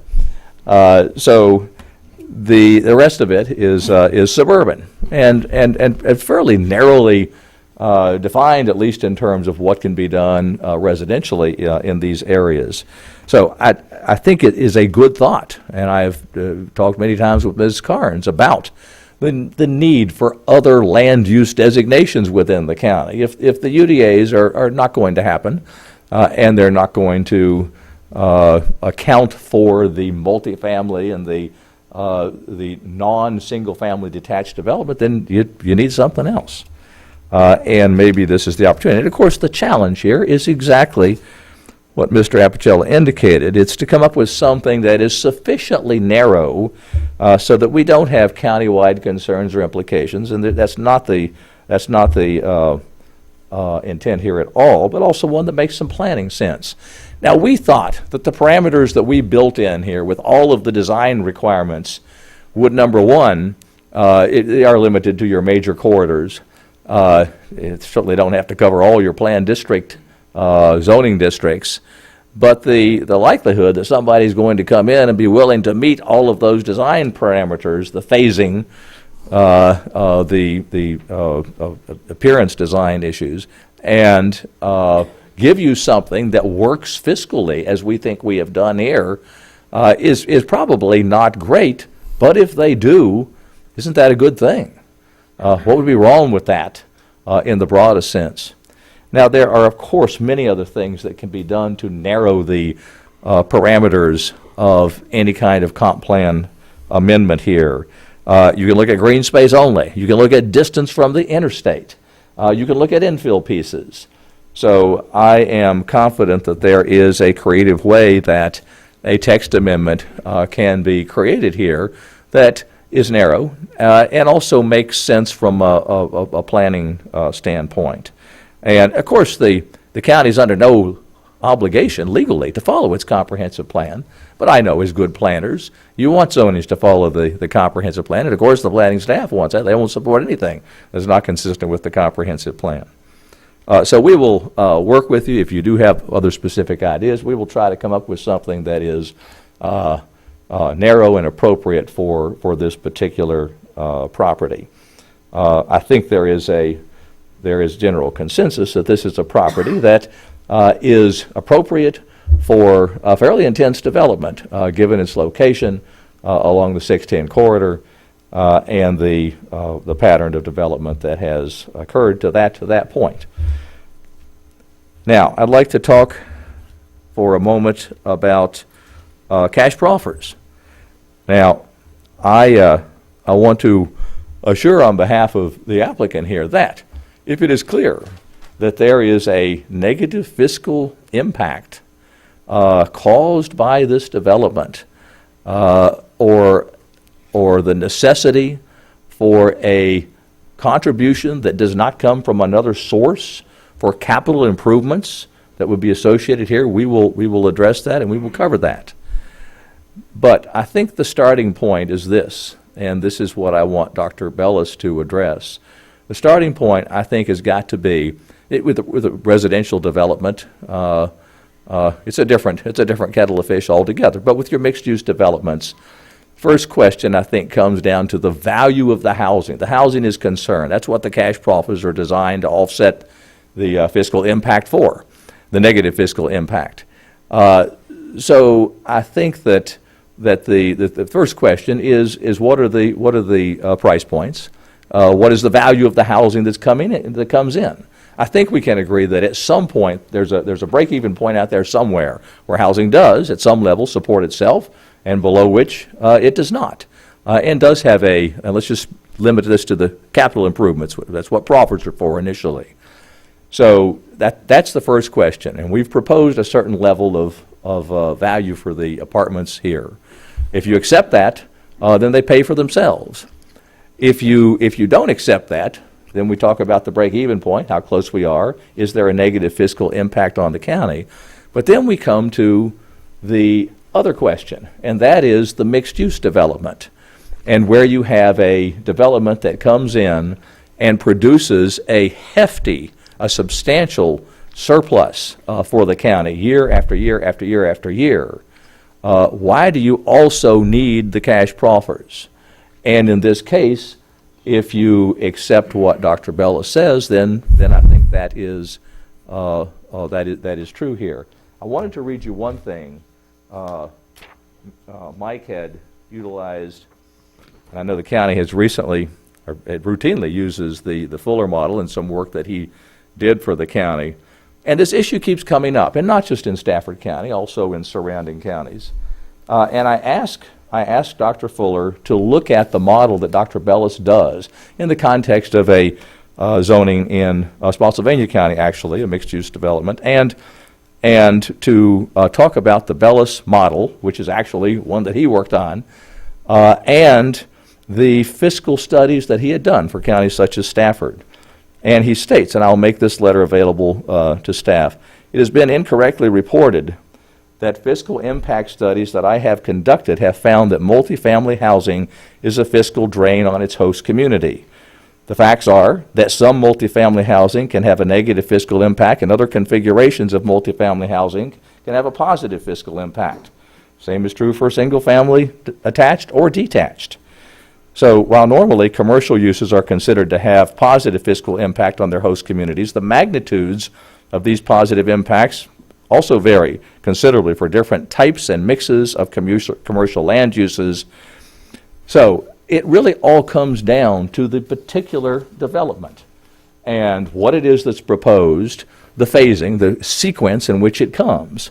And I think staff has pretty well conceded that you've never seen in a mixed-use development so far phasing like is being proposed here. These are commercial developers. You know, they're lining up their commercial users right now because that's what they do. So that's what they lead with. Now, as I indicated, what we're looking for with regard to the cash proffers, we're not saying no way are we ever going to pay any cash proffers. We're saying let's at least go through the analysis. Let's see what's warranted here. Let's see what the negative fiscal impact is, if any, and then talk about how we can address that. I would point out that with your other apartments that have been approved, the Kauai Town Center, another mixed-use development, the cash proffers were $6,000 per apartment unit. At the more recent Aberley, they are $6,499. I realize they're back before you wanting a different mix. Of course, things like the mix between one and bedrooms enter in here too. Austin Park, which was rezoned, I rezoned in 2005, a mixed, very small mixed unit development over off of Route 1. The cash proffers for the apartments there are $4,513.18. I don't know how we got that. There has been some recognition, I think, already that within the mixed-use context, that the fiscal impact of the apartments is significantly diminished. Now, third issue that I wanted to touch on. Oh, and wait a minute, before I get into the next issue, I would like to have Dr. Bellis come up and just show you. He's got a couple of slides, and we'll have to cue those up. Computer, please. And talk to you briefly about the fiscal impact of this proposed development. Is there a way we can get to Dr. Bellis' slides? They're working Am I having to do anything? Good evening. Thank you very much. It's a pleasure to be here this evening. This first slide that we have in front of you is my analysis of the fiscal impact of this proposed project. You'll see that we've broken the fiscal impact down by land use, multifamily, retail, and office, and combined land uses. To cut to the bottom line, the net fiscal impact to the county, we estimate a full build-out the project will generate $3.2 million to the county in revenues. The county will expend a little over $2 million in public services, ranging from schools to public safety to general government and so forth. The net impact to the county on an annual basis is $1,160,983. What's most important to take away from this slide is that when you compare this number to the staff report number is actually higher. The staff has calculated that the net fiscal impact to the county from this project using the same building program is $1,179,771. So the county is saying that I'm a little conservative in my analysis, and it's actually about $19,000 more per year. We also looked at the change in the proffer to push back the residential so that you have at least 100,000 square feet of commercial built first. And all that does in incorporating this proffer, it pushes back the timing of when the county receives the payments by 1 year from year 4 to year 5. So the next slide, please. Talking about break-even points, we've done this analysis for quite a few years. I put up the last 2 years on the screen here. The fiscal break-even point for apartments in 2012 was $147,100. This means that at that price point, the value of the housing and the occupants living in the housing and their household incomes generate enough revenue to the county to pay for the cost of public services. Well, the county is growing, the county provides more services. In 2013, that went up about $6,000 to $153,550. The applicant proposes that the value of these apartments, upscale apartments, better building materials, better amenities, newer, that the value for tax purposes will be $192,000. So at this point, obviously, the multifamily produces a net fiscal surplus compared to other apartment buildings in the county that are valued for less than $153,000 per unit. So what Mr. Lemming was saying is, you know, if there was some movement in the value, if it wasn't $192,000, maybe it was $180,000 or $175,000. As long as the value of the unit is greater than the fiscal break-even point, it generates a positive cash flow. The last thing I wanted to say, because I don't want to take up Mr. Lemming's time, is that I did a survey of national municipal bond rates yesterday. Currently, for AAA bonds for municipalities across the country, it's in the 2% to 3% range. What does the county do with this surplus of $1,160,000 per year? It goes back into the general fund. What do you do with that? Well, you can lower your tax rate, you can pay more higher salaries, you can put that money toward financing a bond. Well, the $1,160,000, if you were to choose to float a bond, would support off-site infrastructure in a range of $10.4 million to $22.7 million. So, in essence, this project not only subsidizes itself, but it also pays for the off-site improvements for this project, but also subsidizes other off-site projects in the county. So on that note, thank you for your time. I don't want to take up your time. Mr. Chairman, Yes, I have please. a question. What happens with your analysis if we have another economic downturn? Well, the analysis changes from year to year. So this table in front of you with the Computer, please. the fiscal break-even points would change from year to year. The model also includes changes to real estate tax rates and all the other tax rates in the county. And so the model is very dynamic. It changes year to year. So we can incorporate in the model an economic shock to the system. We can incorporate an economic boon. We can run almost any variable any scenario you can come up with. I appreciate that the model is not static. I'm talking about the final number. So if the unit is worth $192,000, let's say in 2016, and we have an economic downturn in 2020, what happens with the analysis and the actual economic impact? Thank you. If there's a significant, Thank you. we've had a So- downturn now for 7 years. Right. So thank you very much for clarifying that. So you from drawing from that statement alone, you would say, well, gee, if the value of the property goes down, then the cash flow to the county should come down. In theory, the answer is yes, but we don't know in an economic downturn what else does the county do to ensure that it meets its annual obligations. Does it cut back on spending in other categories? Does it raise tax rates? For example, when Dr. Filler did his study for you in 2009, the tax rate was 84 cents.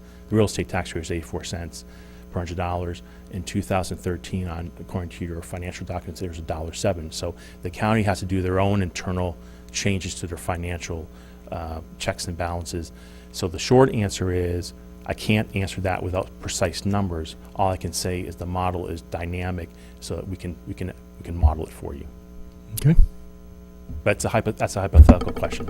So Thank you. thank you. Yes, Mr. Gibbons. Sure. Sure. Okay, thank you.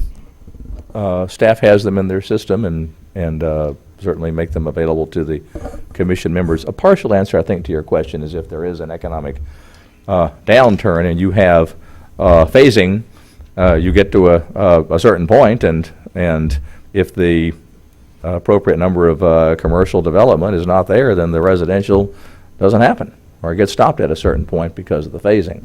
So I think there is some built-in protection from that kind of scenario because of the phasing that occurs here. If you got all the residential first, you know, I don't want to drop names, but there was a rumor for a while there because there wasn't phasing, because nobody thought of it with another development mixed-use development, no phasing for the commercial. There was a concern for a while that all of the residential would come first, and there was nothing that offers to stop it. So, I mean, you could have had that scenario. But where you have the phasing, I think that operates against that. It helps provide a level of protection. Now, I'd like to touch on two other things. I'm going to touch on transportation, but only briefly. I want everyone to know that we have had a number of meetings now with both the county transportation staff, the county contractors. The 610 Onville Road project is part VDOT and part county. You all probably know all of that. And we met with all of them. We've been to VDOT. We were fortunate enough to go down in VDOT and were able to glean the comments on this application, which got to them very late, even before they came back to the county, and that helped let us know what the issues were. There is some additional analysis that has been requested. We are observant and will work on the county's comp plan level of service C standard, but we are in the process and will submit very shortly additional analysis to VDOT, and we'll have that turned around, I think, in fairly short order. And if there are other improvements that are warranted because of that and the standards that we've talked about tonight, then we will address those. A number of good things have happened here. One of the things that will happen with this property, if it's not developed, is there's going to be an enormous stormwater pond right on the northwest corner of the property. That's where VDOT plans for it, and they would acquire, through purchase or condemnation from Ebenezer Church, that land for that stormwater pond. In our work with them, the stormwater pond gets moved to the back of the property and services both the VDOT project and this development in one facility at the back of the property, and preserves that commercial ripe area right up next to 610 for what it ought to be utilized for, not a stormwater pond. So that is one example of the of our efforts to date on these transportation issues and working with both VDOT and the county on this project. Now, finally, I want everybody to understand what we're proposing with regard. So, transportation issues, to the extent that there are some unaddressed, we want the connection over to High Point. And just to clarify the way the proffer is set up right now, if we can't make that, if we can't get the right of way, we either got to find another way out. We'll talk to you about the property to the west, or we're stopped at a certain point under the proffers. We don't go any further. And that's tied to the counts and what the site can handle based on the other points of access. So we want that to happen. We want that traffic. We want people to be able to come from Mine Road to the center.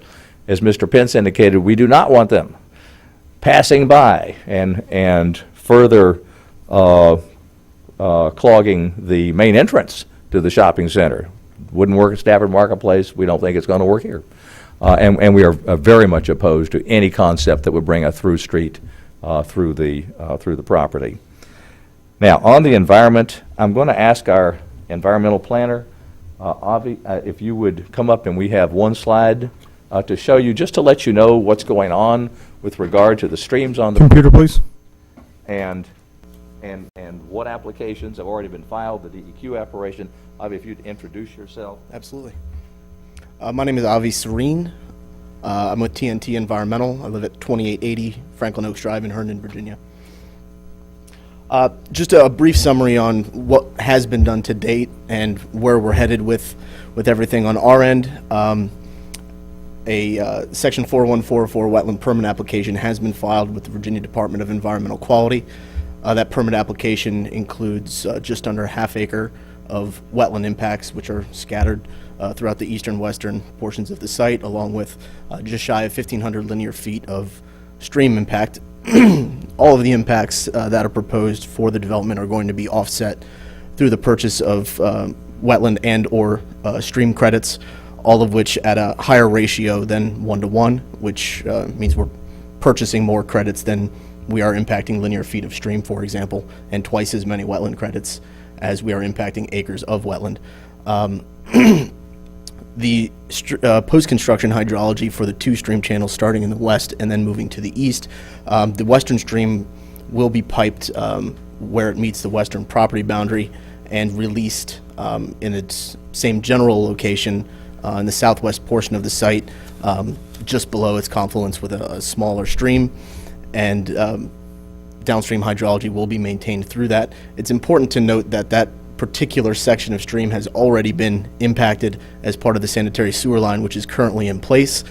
We've had several representatives of Stafford County, along with the folks at DEQ's central office in Richmond, out to the site to evaluate what's going on with this stream, because it is a fairly unique circumstance.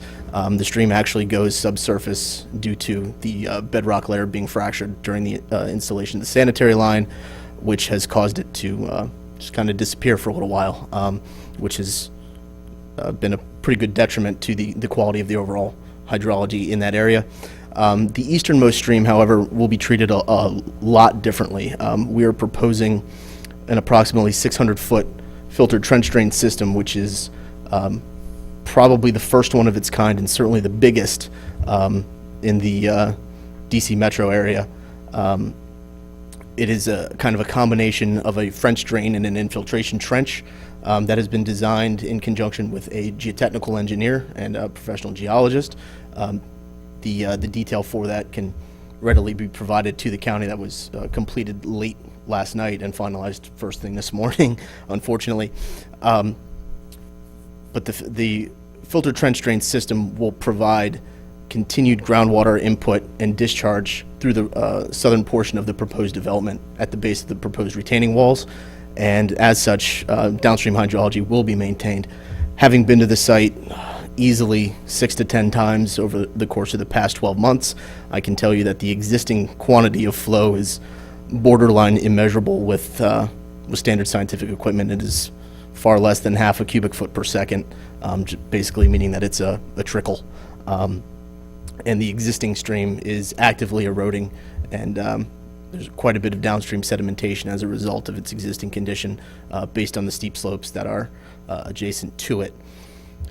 Overall, when all is said and done, just over 2,000 linear feet of existing on-site stream will be preserved based on the current design as submitted to Stafford County, which is over 50% of the on-site resources, which will remain post-construction and will be preserved in the rear of the site. Great, thank you. Anybody have any questions Yes. for Avi? Wonderful, thank you. Great, thank you. All right, Mr. Chairman and members of the commission, I know that there are many other questions. We didn't think we could possibly cover everything tonight. We've heard the questions that you did raise and have made some notes about other proffers and inquiries. If you have other questions or... Mr. Fleming, would Yes. you like to have the landowners lead representative speak as part of the application so that they are not limited to 3 minutes of public comment? Reverend Miller was going to speak. I told him your policy, if he spoke during the public hearing, was that he'd get 5 minutes. Okay, I just want to make sure, you think a pastor can keep it to 5 minutes? I think it's... If we're there, I'm good. I just want to make sure. But if it works just as easily to have him come up now, we're happy for him to do that. This is a rather unique situation because the landowner and the developer are working hand in hand here. Yes, sir. I think that might work better now. All right, so Reverend Miller? I'm just thankful that we don't have one of these things at our church. Mr. Chairman, members of the commission, my name is Mark Miller. I live at 10 Bainbridge Court in Stafford, and I stand before you this evening as the senior pastor at Ebenezer Church. Ebenezer Church has been part of the North Stafford community since 1856. Our original church building was used as a shelter during the Civil War. Familiar names like Eustis, Flatford, Embry, Garrison, and Dockstone have been part of our church rolls down through our history. And like the rest of Stafford County, our church has grown since those early days. We now number 2,500 in membership, and I've had the privilege of serving as a senior pastor for 20 years. Our faith tradition teaches us that we're blessed in order to be a blessing to others, and to those whom much is given, much is expected. And so one of our foundational goals as a church is to add value to our community. We take seriously the words of our founder, John Wesley, who once said, "Do all the good you can to all the people you can in all the ways you can for as long as you can. And so one of the ways we would like to do good in our community is through our partnership with the Pence Group in developing the Stafford Village Center. This parcel upon which the center would be built was given to us, as you heard, as a bequest from two elderly sisters, Mary Stewart and Frances Clough, longtime members of our church, lifetime residents of Stafford County. They left the land to our church, confident that we would use it wisely and well. After we took possession of the land, our trustees began a year-long process of study and prayerful discernment, trying to decide how best to utilize this amazing gift. We conducted a historical inventory of the property with the help of the Stafford Historical Commission. We brought in a development consultant. We went through all the required legal processes as well as the internal processes required by our denomination. We looked at all the options available to us, and we thought the best approach was to partner with the developer and to build something on that property that would benefit the entire community. We had numerous conversations with a variety of developers. As you might imagine, we were getting phone calls every other day from developers interested in working with us in this project. And we chose the Pence Group for a couple of key reasons. First of all, we found that the Pence Group is a family-owned and operated commercial developer, and we felt like they understood the value of community, and they shared our desire to add value to our community. We also thought it was important to include a significant level of commercial development on the property, and we appreciated the work that the Pence Group had done at the Stafford Marketplace, which, as you heard, has become one of the best sources of commercial revenue in our county. The Pence Group has a good reputation of following through on their commitments, being professional while still remaining personal, and maintaining due diligence on issues related to road improvements, infrastructure, and environmental quality. And so we believe that the Stafford Village Center is a project worth pursuing. It'll provide jobs, tax revenue, affordable housing, and retail options for nearby residents. We realize there are some issues that will necessitate further conversation and cooperation with the county, but we're encouraged by the thought of having these issues navigated thoughtfully and successfully to bring a fair resolution that's beneficial to everybody. The bottom line is this: the people of Ebenezer Church want to do all the good we can to all the people we can in all the ways we can for as long as we can. And we firmly believe that Stafford Village Center gives us one more opportunity to continue our historic legacy of doing good in our community. A handful of representatives from our congregation are here tonight to show their support, and if you don't mind, I'd like to invite them to stand. And as they're standing, I just want to thank you for allowing us to be here this evening, and thank you again for the work that you're doing, and thank you for giving this matter your thoughtful consideration. Thank you very much. Thank you, Mr. Chairman. Now, since he spoke during our presentation, all of the members are going to participate during the public hearing. They all get. Can't wait. Now, right? Thank you all very much for listening to us this evening. Happy to answer any questions. Questions for the applicant? Ms. Gibbons. The application to join the district on the funding for the widening, can you make that a proffer? Sure. Yeah, we can do that, although correct me if I'm wrong. I know different things were done with the two service districts. Was the one on 17 I thought was preserved? Was the one on 610 retained? Yes. Is it still actually in place? Yes. Okay. Yes, it's currently in place. Yes, we're happy to do that, although I don't think there's anything being collected on the Yes, 16 there is. quarter. Is there? There is? Yes, sir. Okay. The interesting thing about this, you may recall when that service district was originally established, there was the concern about a few residential properties and not wanting to bring them in it. This was one of those. So the district was carved around the Clough property. So yes, I think that's a good suggestion, Mr. Gibbons. Thank you. Thank you very much. Other questions for the applicant? Okay. Not at this time. Thank you very much. Thank you all very much. Now come to the public comment portion of the public hearing, and this is an opportunity when any member of the public that would like to speak on this application, these items that were presented, items 3, 4, and 5, you may come forward and do so at this time. When you do, we'd ask that you state your name and your address. Green light will come on indicating 3 minutes available. Yellow light will come on when there is 1 minute remaining. And a red light, when it starts blinking, we would ask that you work to conclude your comments. So thank you. Ma'am. Yes, good evening. Elaine Calendar, 622 Lancaster Street. I'm here because I've been following planning issues in Stafford for over 20 years, and this looked like a pretty big one, though my education on it really began here this evening.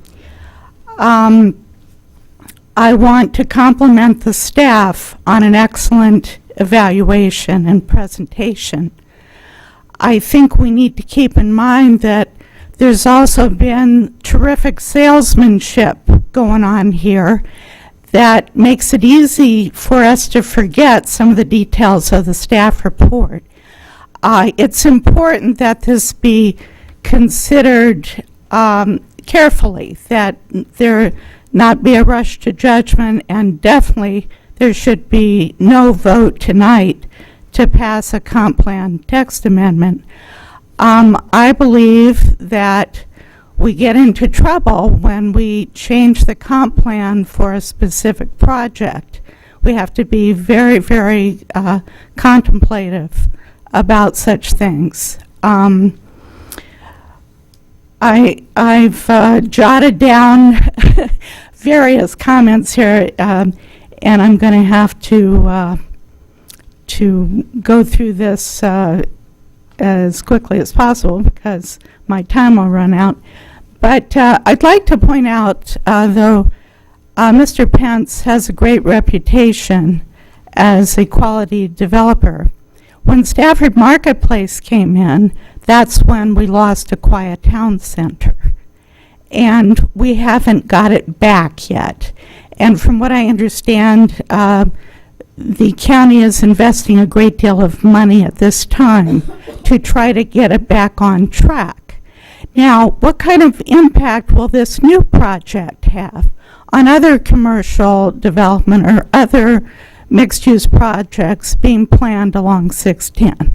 That's a really, really important question. So I think infill at this location is a good idea. This is quite a project. This is a huge project, a lot of impacts. We don't know if it's really going to come out the way they're imagining. So all of these things are important to consider. I'd also like to say that motor vehicle sales again on 610, it's a joke that we have all these convenience stores and gas stations on 610. I'm not sure that that should be included. Something else to think about. So anyway, my time is up, and thank you very much. Thank you. So anyone else would like to speak, please come forward at this time.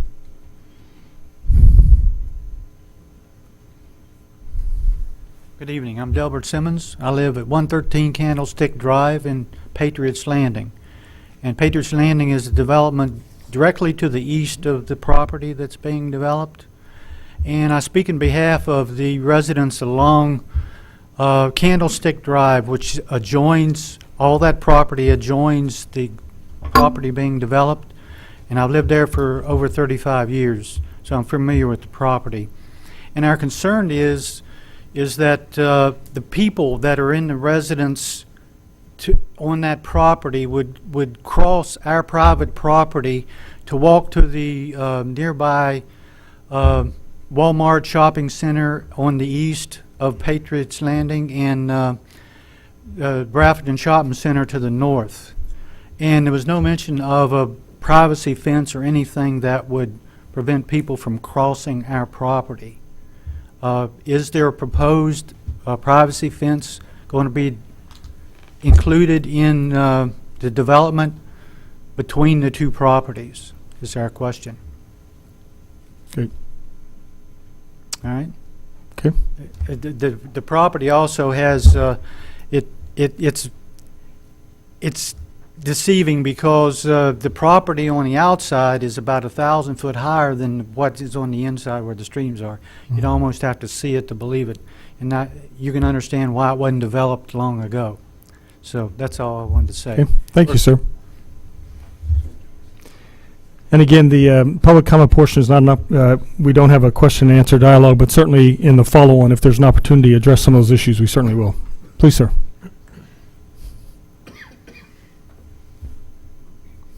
Good evening. My name is Dave Scheftelman. I live at 132 Pewter Lane. I have 610 feet that's on the east side that it's adjacent to that property. I have basically the same concern there as trespassing and people cutting through, trash being thrown through, and I think that we need a solid fencing. It goes up as high as the county will allow, an unclimbable fence that goes around there and surround it. These people have done a very nice job of presenting this thing, but looking from our prospect, how would you like to have a 7-foot, a 75-foot, 7-story apartment building staring down at you? And that's not a very pleasant thought, looking in your bedroom windows and your back property and so forth. The other thing I'd like to have a concern with is that's a very porous, very, very porous piece of land over there. I've seen water flow out of that thing going all over the place. And some people in Patriots Landing, I know there are underground streams that are affecting their homes over there. And if you fill that property in and build it up higher, you're going to force more water down in there. And that's not a good thing either. And I'm really just a newcomer to the county there. I've only lived there for 27, 28 years. Of course, I remember the Stafford Marketplace when there was nothing there except a big sign that said Stafford Marketplace coming. Of course, that gave everybody plenty of time to move elsewhere, to put their houses elsewhere, to buy, and they were concerned. I'm a longtime resident of Northern Virginia. I remember Reston very well. I remember when Route 28 from Herndon going all the way through was a 2-lane gravel road. I remember the big fact of when A. Smith Bowman's distillery was over there, and Matt Crippen had his farm over there. I know who sold everything to Reston. And that was, they had their trial and tribulations too. So it wasn't as easy as what it might seem. And I thank the board for its time and so forth. Thank you, sir. Anyone else would like to speak?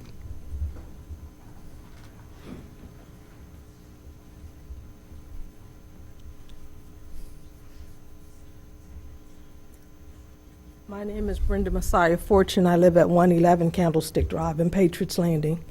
And I'd like to say amen to the two gentlemen that came before me. I'd like to add that I hope the requirement for the fence, if there is one, is twice as tall as the 7-story building that's going to be looking down on my house. Thank you very much. Anyone else?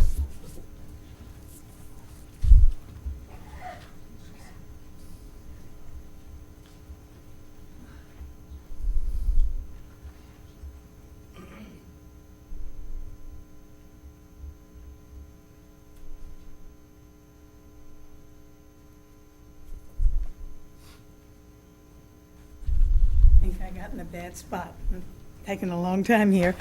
My name is Joe Knight. I live at 103 Nautical Cove, and I've lived here all my life. I'm a member of Ebenezer Church. But I'll tell you, the reason I'm up here tonight is that I do believe this project will be good for the county.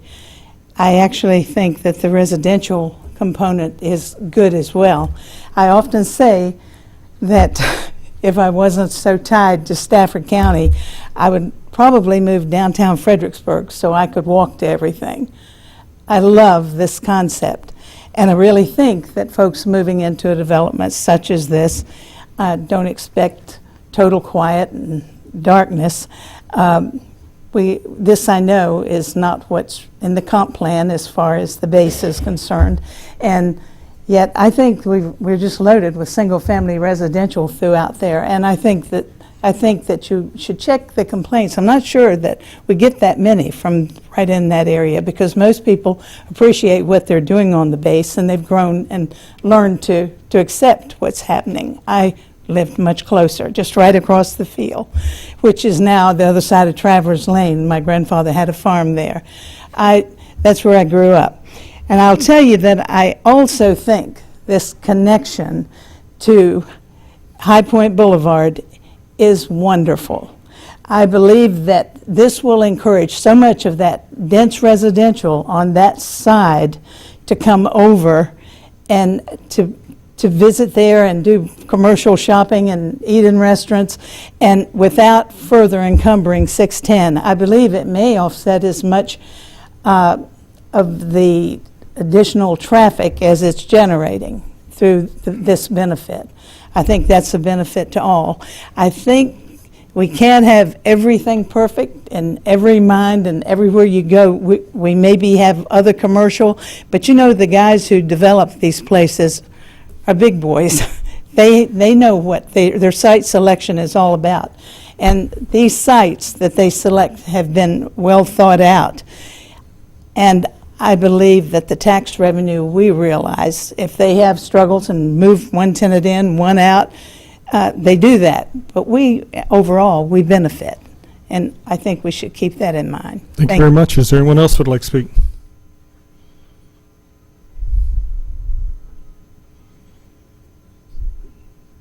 Seeing no one race forward, I'll close the public comment portion of the public hearing, and I'll bring it back in. Is there any items you'd like to rebut or respond to? Mr. Chairman, I'll be very quick, which I'm sure you're relieved to hear.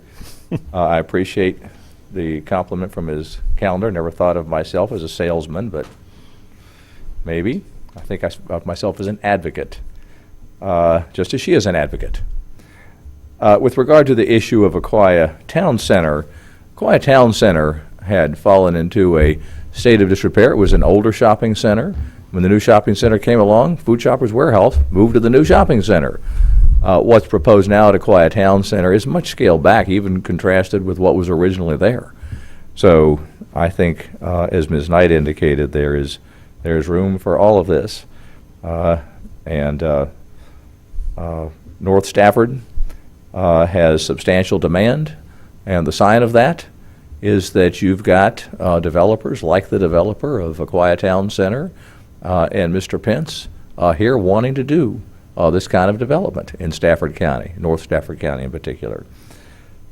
We will do everything that we can to address the concerns of any neighbors about buffers, fencing. I don't think too many folks are going to be walking to Walmart from this development.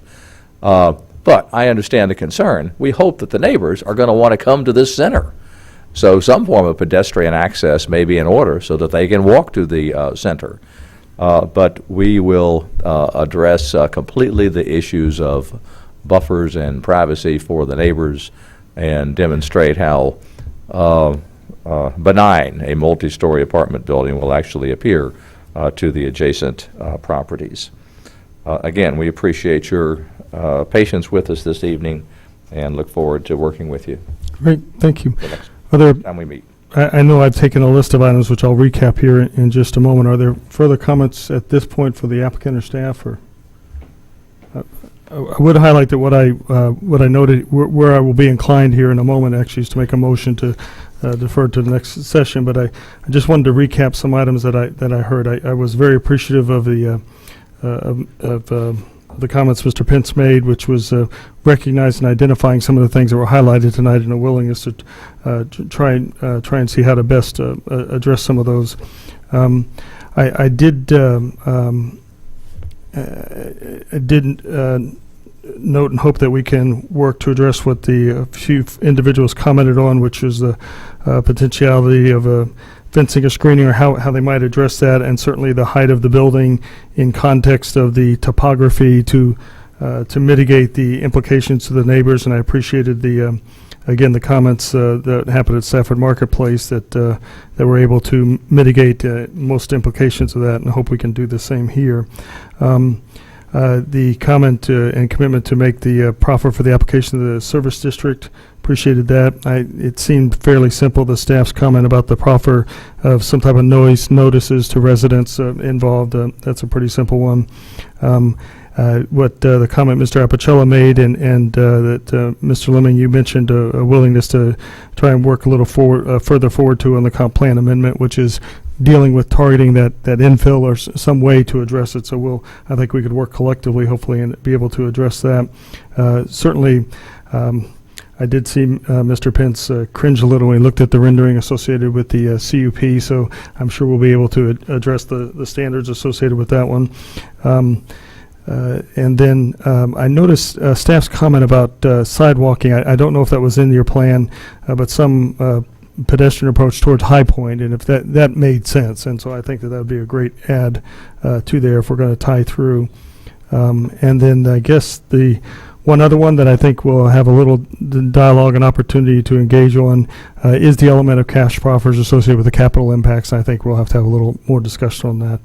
But those were the ones that I had. Did anybody have anything else that they want to make sure and raise so that it's out in the open? Please, Mr. Mr. English first. My concern is about the conditional use permit one. Another gas station. Is it something else that can go in there other than another gas station? Have you looked at anything else other than the gas station, if that's my question? They've looked at a variety of uses. A lot of it still comes down to demand. If gas prices stay lower because of more competition on 610, I'm not sure that's a bad thing. We will absolutely address the design issues that have been raised.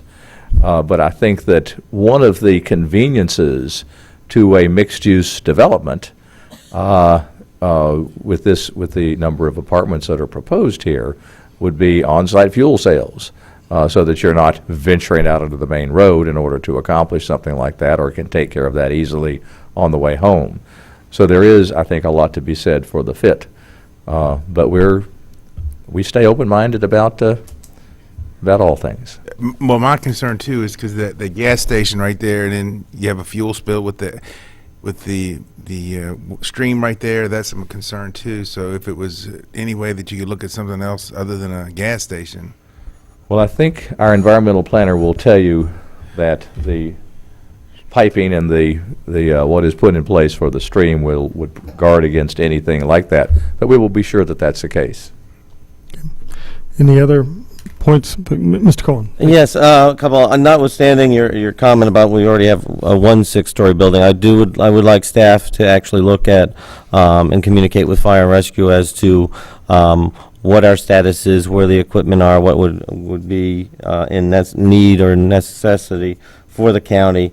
I thought it was interesting, and this may just be getting information, but in multi-building number 1. They had, on the map, it had a small number of parking, and so if my understanding is that has 253 units to it, I was just curious about the number of parking spaces for that size of a building. Perhaps staff could look into the number of gas stations and whatnots that are in that immediate area. I think that might deal with what Mr. English was sort of getting at. Six, yeah. So, yeah. And just for curiosity, because I built not a really fancy one, but I had to do a French drain. I just love to get that information if I could. Design plans? Yeah, well, I have a family member that I think qualifies as a water engineer, and so I think she would really enjoy seeing if everything that I had to dig through was actually what I really was supposed to do. It probably was, but it would help my case. Okay. Any other? Yes, Mr. Gibbons, please. Mr. Chairman, I did handle the marketplace zoning, so I know Mr. Pence, and he's a man of integrity. But Mr. Pence is a hard negotiator, so he defends his position very well, and we're in for some good dialogue to make sure we get to the end result. But he's a very good businessman, and I want to congratulate him. When we asked him what the amount of revenue we would get off of that marketplace, he missed by less than 1 point. So he's very accurate. And then I want to give my friend Mr. Cavalier, as well as myself, we were the ones that got that crossover put in, and it was put in 2 days. So Mr. Pence did live up to his. But I just want to let you know that you got a tough negotiator here, so. Our work's cut out for us. Very good. Okay. Anyone else? With that, I'm going to hand over the gavel if it's okay, Mr. Arpicello. And Mr. Rhodes, this is in your district. I don't know if we could take all actions together or we need to deal with them separately. I think for deferral, we can act on them together. Okay. That being the case, I'd like to make a motion to defer these to our next session, which would be the first session in June, I believe, June 10th, but it would be that second Wednesday in June to come back and address some of these items that have been identified tonight. There's a motion to defer to the, I guess it's the first meeting in June. It's been seconded by Mr. Gibbons. Mr. Rhodes, any further comment? No, I appreciate the dialogue tonight and everyone that participated and waited through this, and looking forward to the further dialogue on this. Mr. Gibbons? Anyone else? Okay, all those in favor of the motion to defer to the June meeting signify by saying aye. Aye. All those opposed? Motion passes 7-0. Very good. Thank you very much. Thank you all. Okay, with that, we're going to move on to unfinished business. And our first item of unfinished business, as we modified the agenda, would be to talk about the economic development folks and others come in to discuss some items we'd asked them to come in. I believe these are items as would be appropriate for a closed session, so therefore I'd entertain a motion associated with that. I make a motion that we go into closed session pursuant to Virginia Code 2. If we could just ask that folks leave quietly, just so we can keep moving this forward. Nobody ever listens to me, I know, but if we could ask folks to just leave quietly, we'd appreciate it. Thank you. Please, Mr. English. In pursuant to Virginia Code 2.2-377A, the Commission desires to hold a closed meeting and discuss concerns prospect business. There is no preserved announcement. Has to be made in the business interest located in the facility of the county. Okay, a motion for the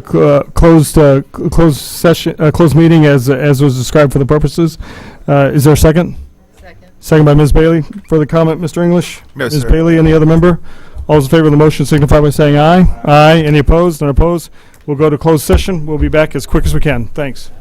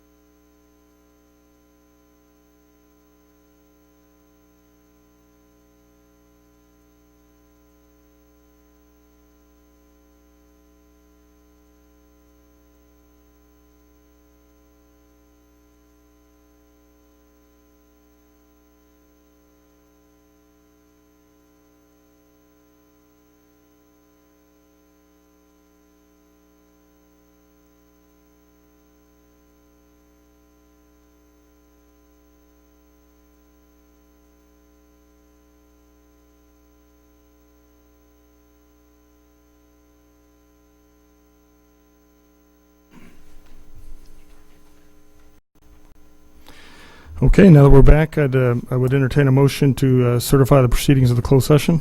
Make that motion. Yeah, please.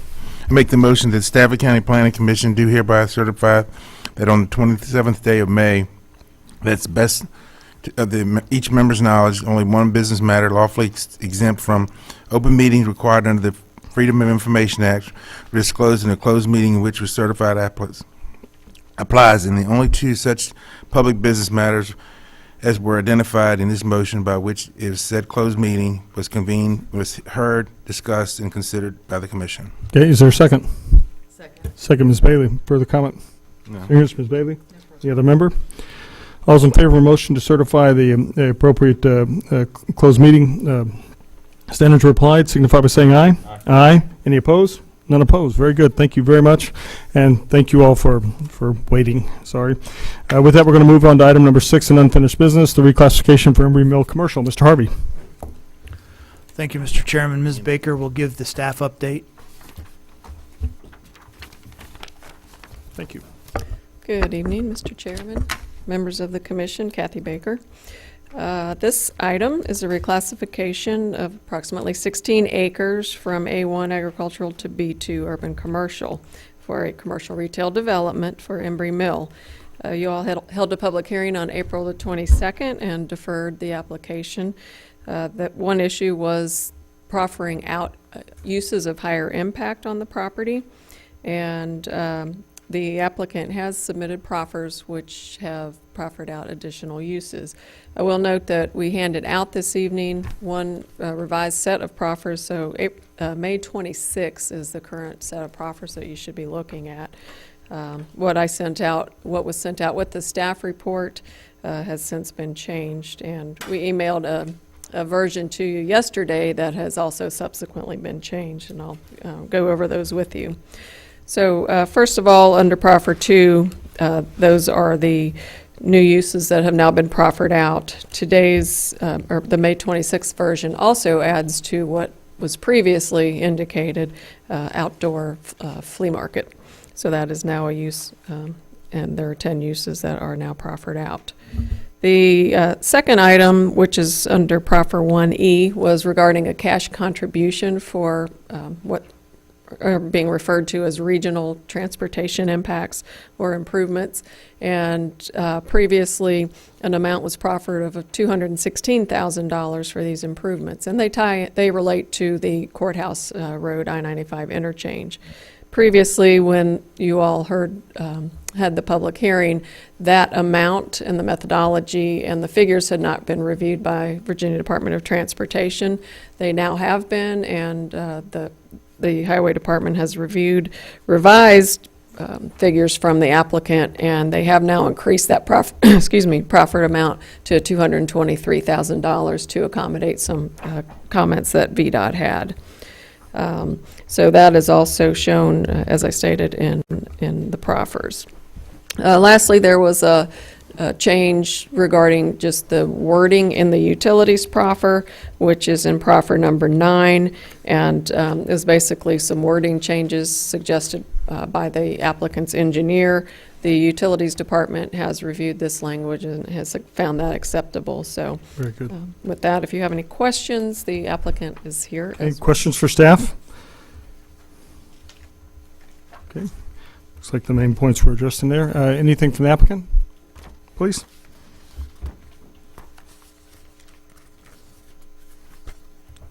Mr. Chairman, Deborah Ray Carnes with Lemming and Healy, representing the applicant.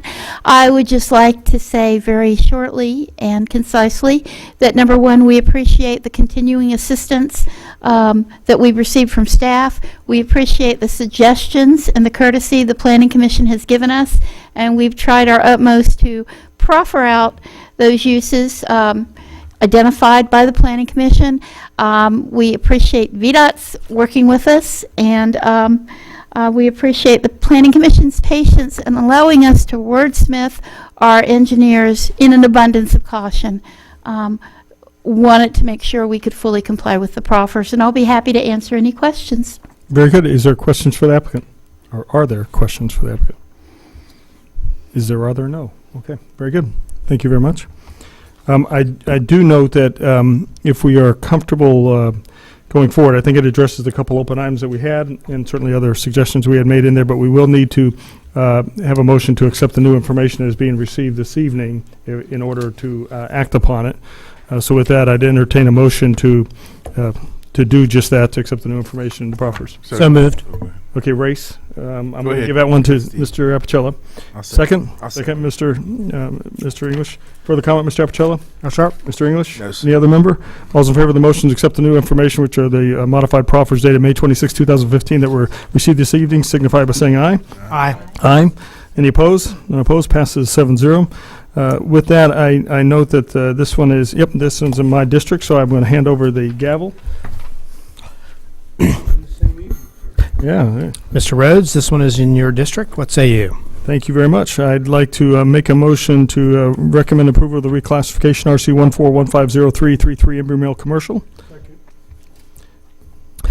Okay, there's been a motion properly seconded. Mr. Rhodes, any further comment? I just appreciate the efforts of the applicant to work through the few suggestions we had, and I appreciate the opportunity to work on this one, so thank you.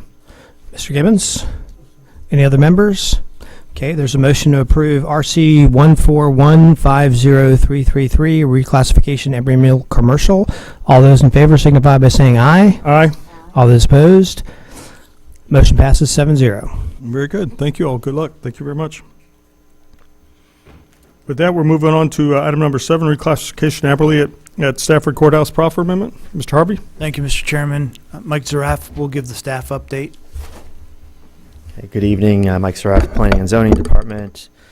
This item is a continuation of an application for a proposed amendment to proffer conditions on several properties that make up the Aberley at Stafford Courthouse project. This is a request to adjust the mix of dwelling unit types.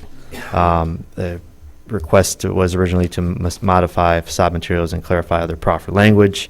Public hearing was held on April 22nd. Was deferred at that time.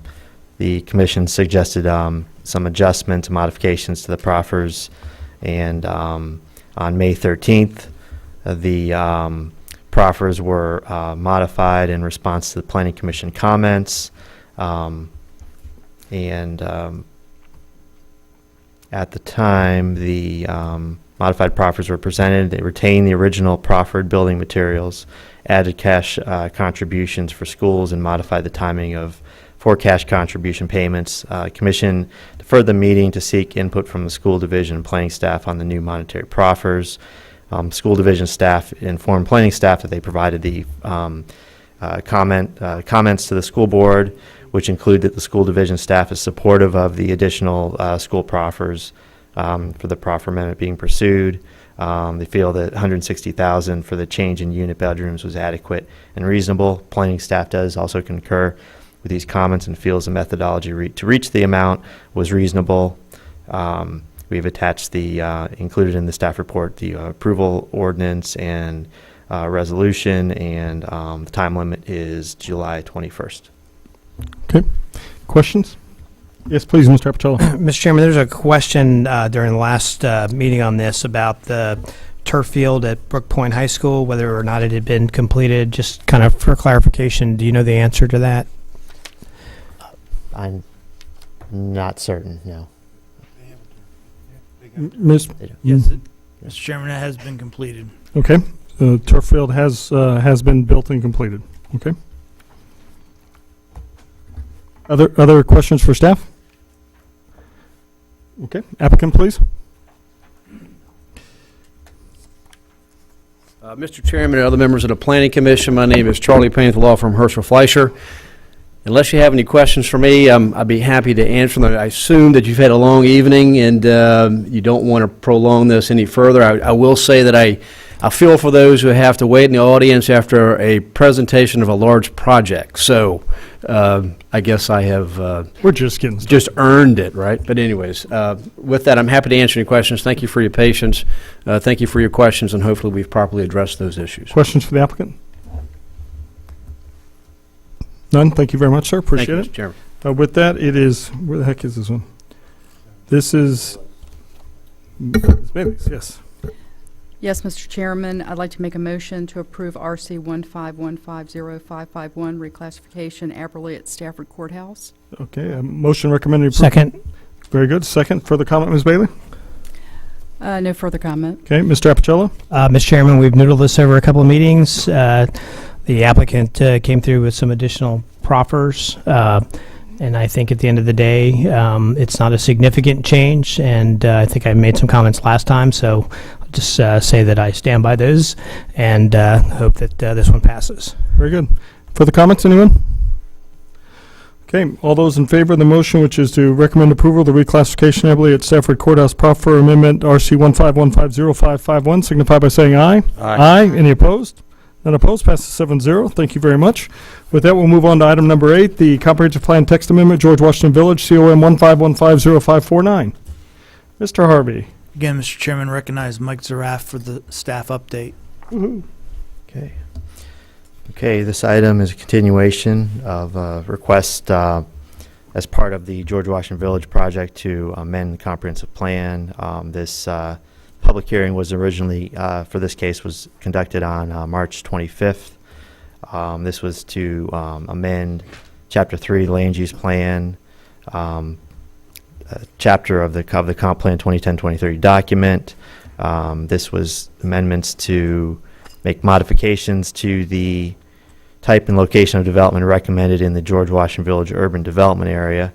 The request was deferred to the April 22nd meeting and again to this May 27th meeting. The commission wished to wait till after they completed their effort to amend the comp plan regarding UDAs, which did include modifications to the same George Washington Village UDA. At the April 22nd meeting, the Planning Commission did recommend denial of the George Washington Village rezoning request, and subsequently on May 13th, Planning Commission recommended approval of the comp plan amendments regarding the urban development areas. We did the UDA amendments proposed by Planning Commission do differ from the amendments proposed as part of the George Washington Village project. We did include an attachment that highlights the kind of a comparison table of the amendments of the two versions, just for your information. And the Planning Commission resolutions are attached, and the deadline for the commission to make a recommendation is July 9th. Very good. Questions for staff? Okay, applicant, please.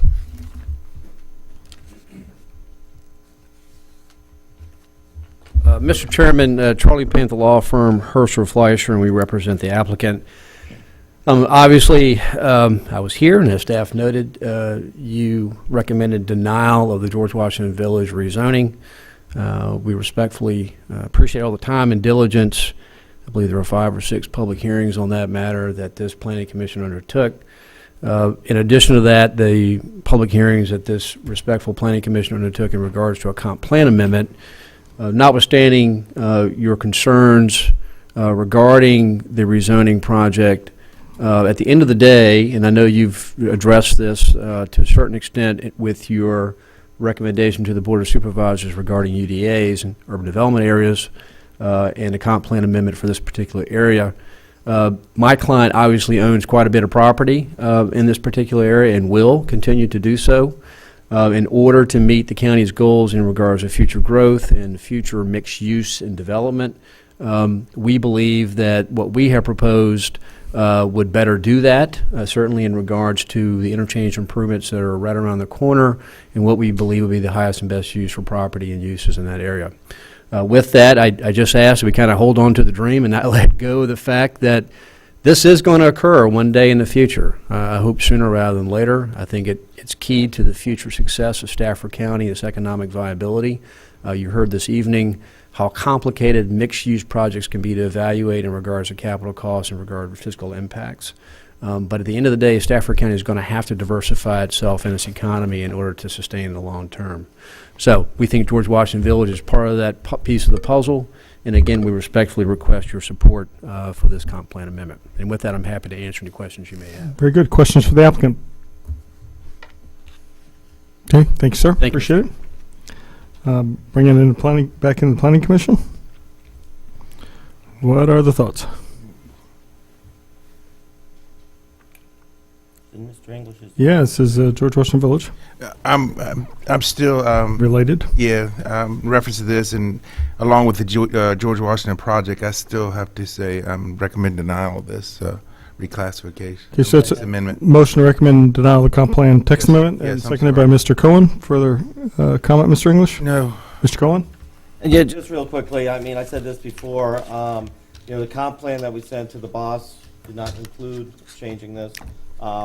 We also discussed the Central Stafford Business District, which the whole concept of which is to diversify in a different way than retail. And I don't happen to agree with Emerson's view about consistency. I think we need to be consistent. If we voted down the project, albeit it's the one, we need to vote down this element thereof. Further comments, anyone else? I'll just comment that actually there are similarities between what we propose and what this proposes, so it's not way out there, and there are elements of it that are just what we're pursuing. But given that we've already made a recommendation forward as a body on comp plan modifications for that area, I'll be supporting the motion as well. So all those in favor of the motion, which is to recommend disapproval of the comp plan text amendment, George Washington Village, COM 15150549, signify by saying aye. Aye. Any opposed? No opposes. Passes as a recommending disapproval, 7-0. Okay, thank you very much. With that, we're going to move on to item number 9, the amendment to the zoning ordinance. Thank you, Mr. Chairman. Ms. Blackburn will give the staff update. Thank you. Do we need a staff update if it's a board action? All we're doing is advertising the public hearing. I agree. Does anybody need a staff update? I don't think so. But have you practiced for hours? She's We been don't want to sitting take for hours. your moment in the sun. I mean, I think we should at least do the a summary of what the item is. Yes, sir. I withdraw my request. Well, I'm not a. She's been sitting here all night. If we can at least just for our massive viewing audience, if we can make sure to summarize what the item is, it would be helpful. Thank you. Mr. Chairman, Planning Commissioners, I'm Susan Blackburn, and this item on the agenda is proposed ordinance 015-24, and it would amend the zoning ordinance sections 28-25, definitions of specific terms, 28-39, special regulations, 28-56, application for plan developments, and 28-137, types of signs permitted in the PT&D district. The Planning Commission had discussed this item at the May 13th meeting, and after a discussion of the proposed amendments, they voted to continue this discussion till tonight.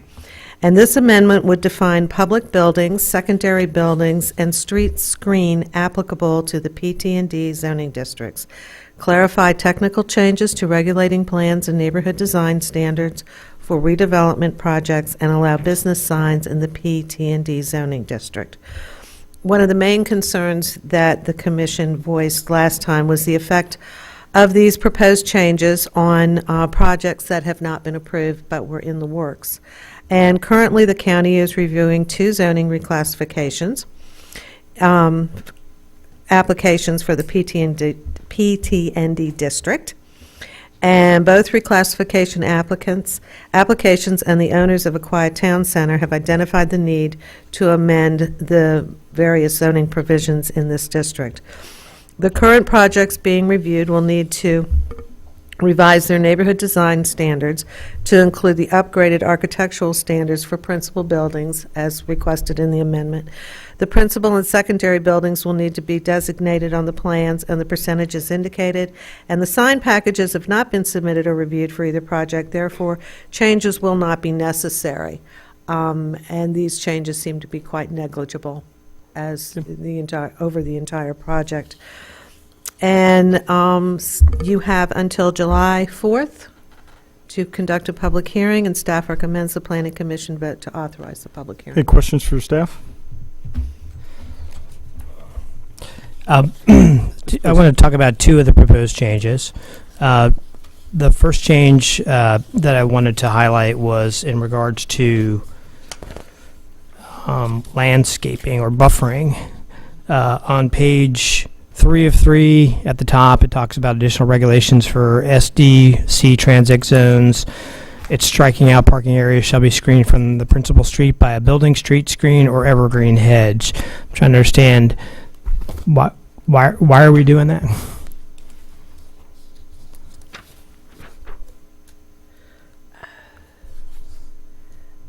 Because it's my understanding, and Mr. Harvey may be able to add information to this, they did not want to have the parking blocked such from the entrances and the pathways. Is that correct? Yes, Mr. Apicella, Mr. Chairman. As Ms. Blackburn indicated, this amendment initially was developed in conjunction with a number of TND applications that are currently in process in various forms of the process. As you saw tonight in tonight's public hearing, we have a TND proposal that has a number of primary buildings and a parking lot in front of them. And the desire from that developer and other developers is that if you have a parking lot in front of your primary building along a primary street, that the parking lot would not be screened from view. That you'd be able to see the parking lot, that people would be able to tell where to park, and that you can see the parking from the building. So that was one of the concerns, again, going more towards a suburban style feel versus an urban downtown type of feel. That being said, can you envision situations where this requirement would still be desirable in a PT&D zone district? For security reasons. Again, in a more urban downtown type of setting, it may be more desirable where your primary building's taking up more of the street frontage and the parking is more to the side and rear of the building or underneath portions of the building. That would certainly be a much more desirable situation. Again, part of it is what's the feel and intent of the project that's being proposed. Is it dense urban or is it more suburban mixed use? Right, but I guess my point is, ultimately, we might be able to provide some flexibility, and I don't want to say waive this requirement, but not necessarily enforce this requirement. But by taking it out, we're not going to, probably won't get it. You don't ask for something, you're not going to get it most of the time. I just feel like I need to raise that point. The second issue, I feel like it's worth raising. We had a project in front of us today that we just talked about that is, in my view, promoting exactly what we wanted in a PT&D zone district, which I call them multi-use buildings, where you have retail on the bottom, offices or residences on the top. That I think is something that is encouraged by the current PT&D zoned, the current PT&D ordinance. How is that changed by the proposal in front of us today?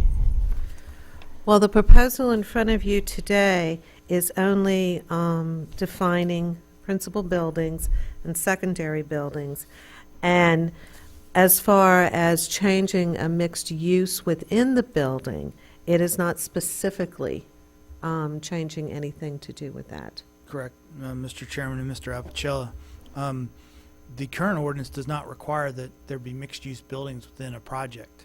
It does require that there be a variety of different transect zones which allow different types of uses, but there's no requirement that you have, say, a one or more buildings that have a commercial and a residential use in the same building. So then I'm at a loss to understand what are these changes accomplish, especially in terms of defining a principal building and a secondary building compared to what's in place today?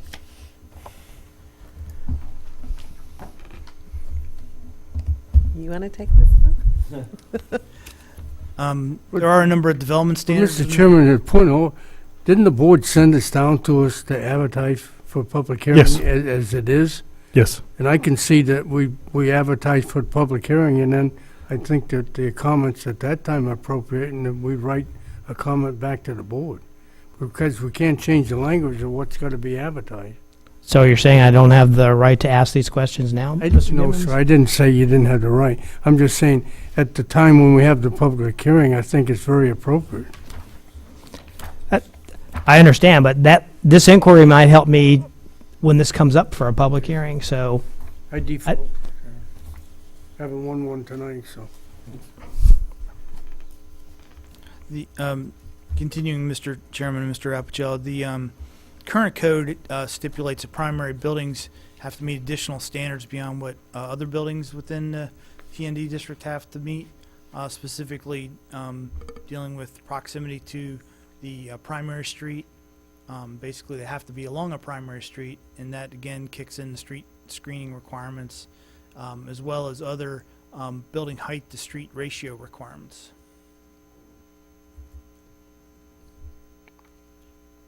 So the bottom line, from your vantage point, this is not a significant change? Well, it relaxes the standards for non-primary buildings, because right now we don't have a definition of a secondary building. So technically, from staff's viewpoint, all the buildings within a project are probably going to be a primary building. Okay, thank you.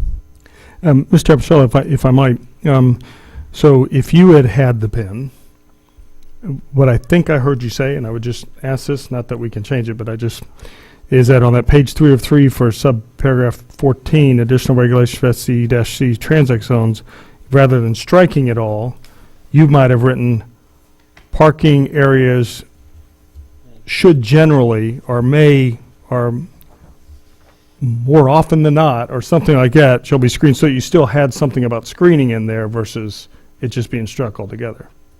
Yes, Mr. Chairman. Okay.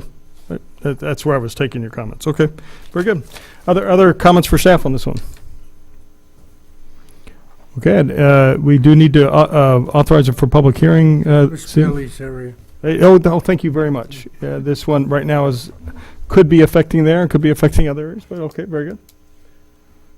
Mr. Chairman, I'd like to make a motion to have a public hearing for the amendment to the zoning ordinance regarding PT&D zoning districts. Very good. A motion to authorize for public hearing item number 9, the amendment to the zoning ordinance of the proposed ordinance 01524 by Ms. Bailey. Is there a second? A second. Second by Mr. English. Further comment, Ms. Bailey? No further comment. Mr. English? No. Any other member? All's in favor of the motion authorized for public hearing signify by saying aye. Aye. Any opposed? Unopposed? Passes 7-0.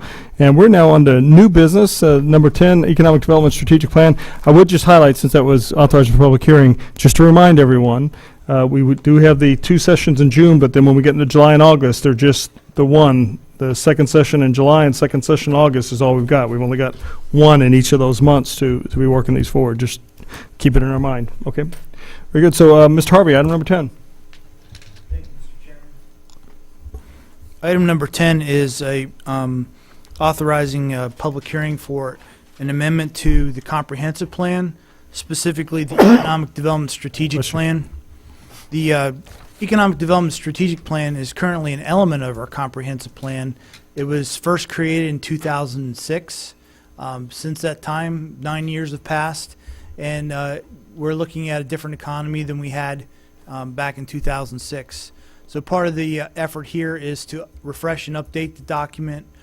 You'll find that the Economic Development Strategic Plan in this current proposal takes a broader approach to economic development, whereas the 2006 plan was more focused on high-tech and defense-related industries, whereas we're looking at a wider array of economic development interests currently in this new plan. However, it does still have a focus in that area. It takes into account the 10-point strategic plan that the Board of Supervisors has adopted for their efforts. It establishes goals, objectives, and strategies on how to accomplish economic development and moving forward in the county, and assigns some areas of responsibilities for various different county agencies on how to make it happen. Tonight with us is Mr. Baruti, who's the Deputy County Administrator and Director of Economic Development. Also Brad Johnson, the Assistant Director, and Rick Cobert, who handles all of our issues with business retention and those types of matters. He's here tonight as well to answer any questions you may have about the plan and issues with scheduling it for hearing. Very good. Are there questions either of staff or Mr. Rudy or anyone else? Mr. Apicella.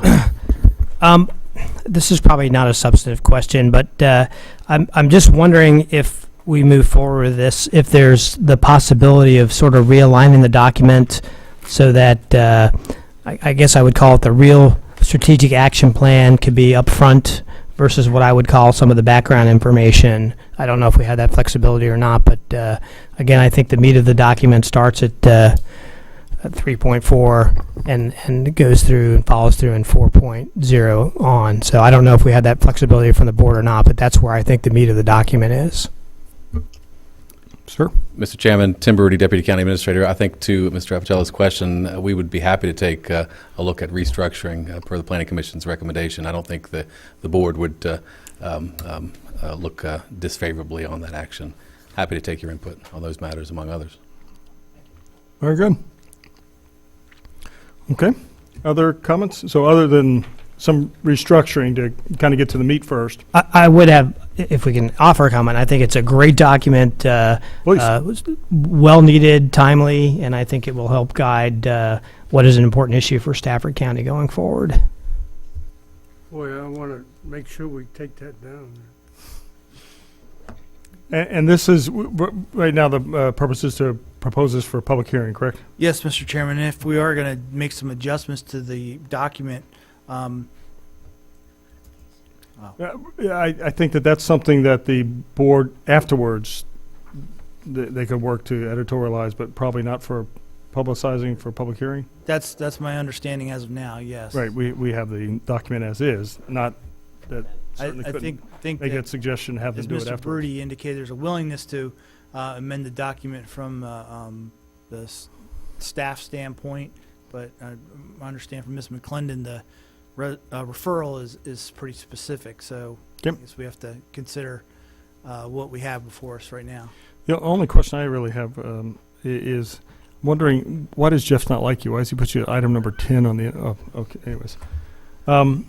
So other comments for staff, or other comments on this, other than certainly some structural things, but context-wise, pretty solid?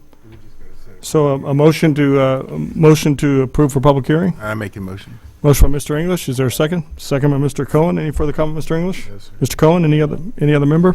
Yeah, I do have a comment. Please. When would that be the next public hearing on this, or could it? Probably end of June.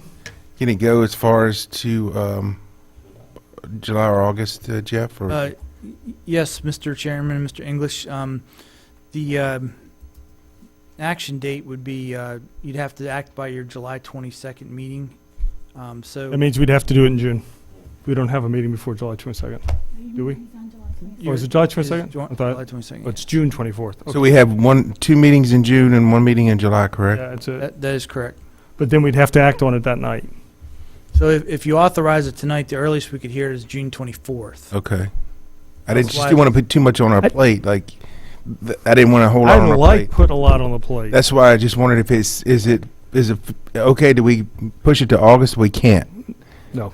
Okay, it has to be. So the latest we can have it is July 22nd. Yes. All right. Can we set it for July 22nd? Or is that? I would just, if we might, I would just ask staff, is that problematic from That gives you perspective? a lot Is of this a time. time sensitive? Mr. Chairman, the board had hoped that we would finish this by December 31st, 2014. Well, you've been I missed doing that target, so we'd be happy to spend as much time, really, in all sincerity, as it takes to get you comfortable with the plan. I think that's a fair answer. I like seeing it in July. How does our public hearing schedule look? I was Yeah, going to ask Mr. Zaraf the same question if you For recall. June 24th and July? What we have maybe coming up towards the end of June. I think we're pretty light at the end of June. We don't. Got Old Dominion Village, and we got the one we authorized tonight. That's it. Early June. Which is a early June for Stafford Retail Center is early June, so that's the only new one. I think we have to take it in the context of not just public hearings, but the overall workload. Some of these things, like Stafford Village Center, could take some time, even though it's not going to be a public hearing going forward. You know. So I'd like it part of my motion, July 22nd. Okay, so there's a motion to public hearing on July 22nd, and second by Ms. Cohen. Further comment, Mr. English? No, sir. Mr. Cohen? I just have a question on logistics. So it sort of goes to what Mr. Apicella said about the organization of it. So if we have the public hearing in July, and then we say, gee, Willikers, we'd like to change the order, and that's our recommendation to them. So we pass it as is with the recommendation they change it. Are they going to have to turn around and send it back to us so that we then officially change the wording? Would that significantly modify or expand the scope of it, do you think? Mr. Chairman and Mr. Cohen, I don't believe it would. As long as there's not a substantive change to the content of the document, you should be fine. It's only if it significantly broadens outside, right? Right, it needs to be a material change that expands the provisions. Okay, cool. Any other comments? Other than you guys don't want to pile on one night, but be like that. Okay, all those in favor of the motion to authorize for public hearing for July 22nd, signify by saying aye. Aye. Anyone opposed? No. Passes 7-0. Public hearing July 22nd. Thank you very much. With that, move on to Planning Director's report. Mr. Chairman, I have no report tonight. Woohoo! County Attorney's report. I have no report at this time. We're rolling. Committee reports. What's the ARB up to? I just like to bother you. So, okay. I got one question. Yes, please. Do we have anything in the pipeline that's going to affect the September-October timeframe on the election year? Mr. Harvey? Mr. Chairman and Mr. Gibbons, most of our land use cases right now are flowing pretty quickly and trying to, I guess, get through before that time frame. Excuse me. Pardon?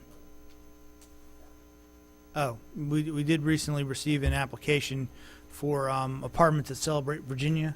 It's requiring a zoning text amendment as well as a proffer amendment. That one might be coming through to the commission sometime mid to late summer. But not a lot of them stacked up. That one you're seeing. Correct. Okay, good question. Good question. Okay, very good. So no committee reports, no chairman's report. Everybody got their TRC stuff? Grafton Village, Celebrate Virginia Bojangles, and Potomac Creek Industrial Park? Good, good, okay. Excuse me. Got to approve the, entertain a motion to approve the March 25th minutes. So moved, Mr. Chairman. Motion by Mr. Gibbons, second by anyone? Second by Mr. English. Further comment, Mr. Gibbons? Mr. English, any other member? All's in favor of the motion to approve the March 25th minutes, signify by saying aye. Aye. Any opposed? Okay, very good. We miss anything? Can't we just find something to do until 10 o'clock? Sure, and then we can extend beyond 10. So we also, okay, no. Okay, we're adjourned.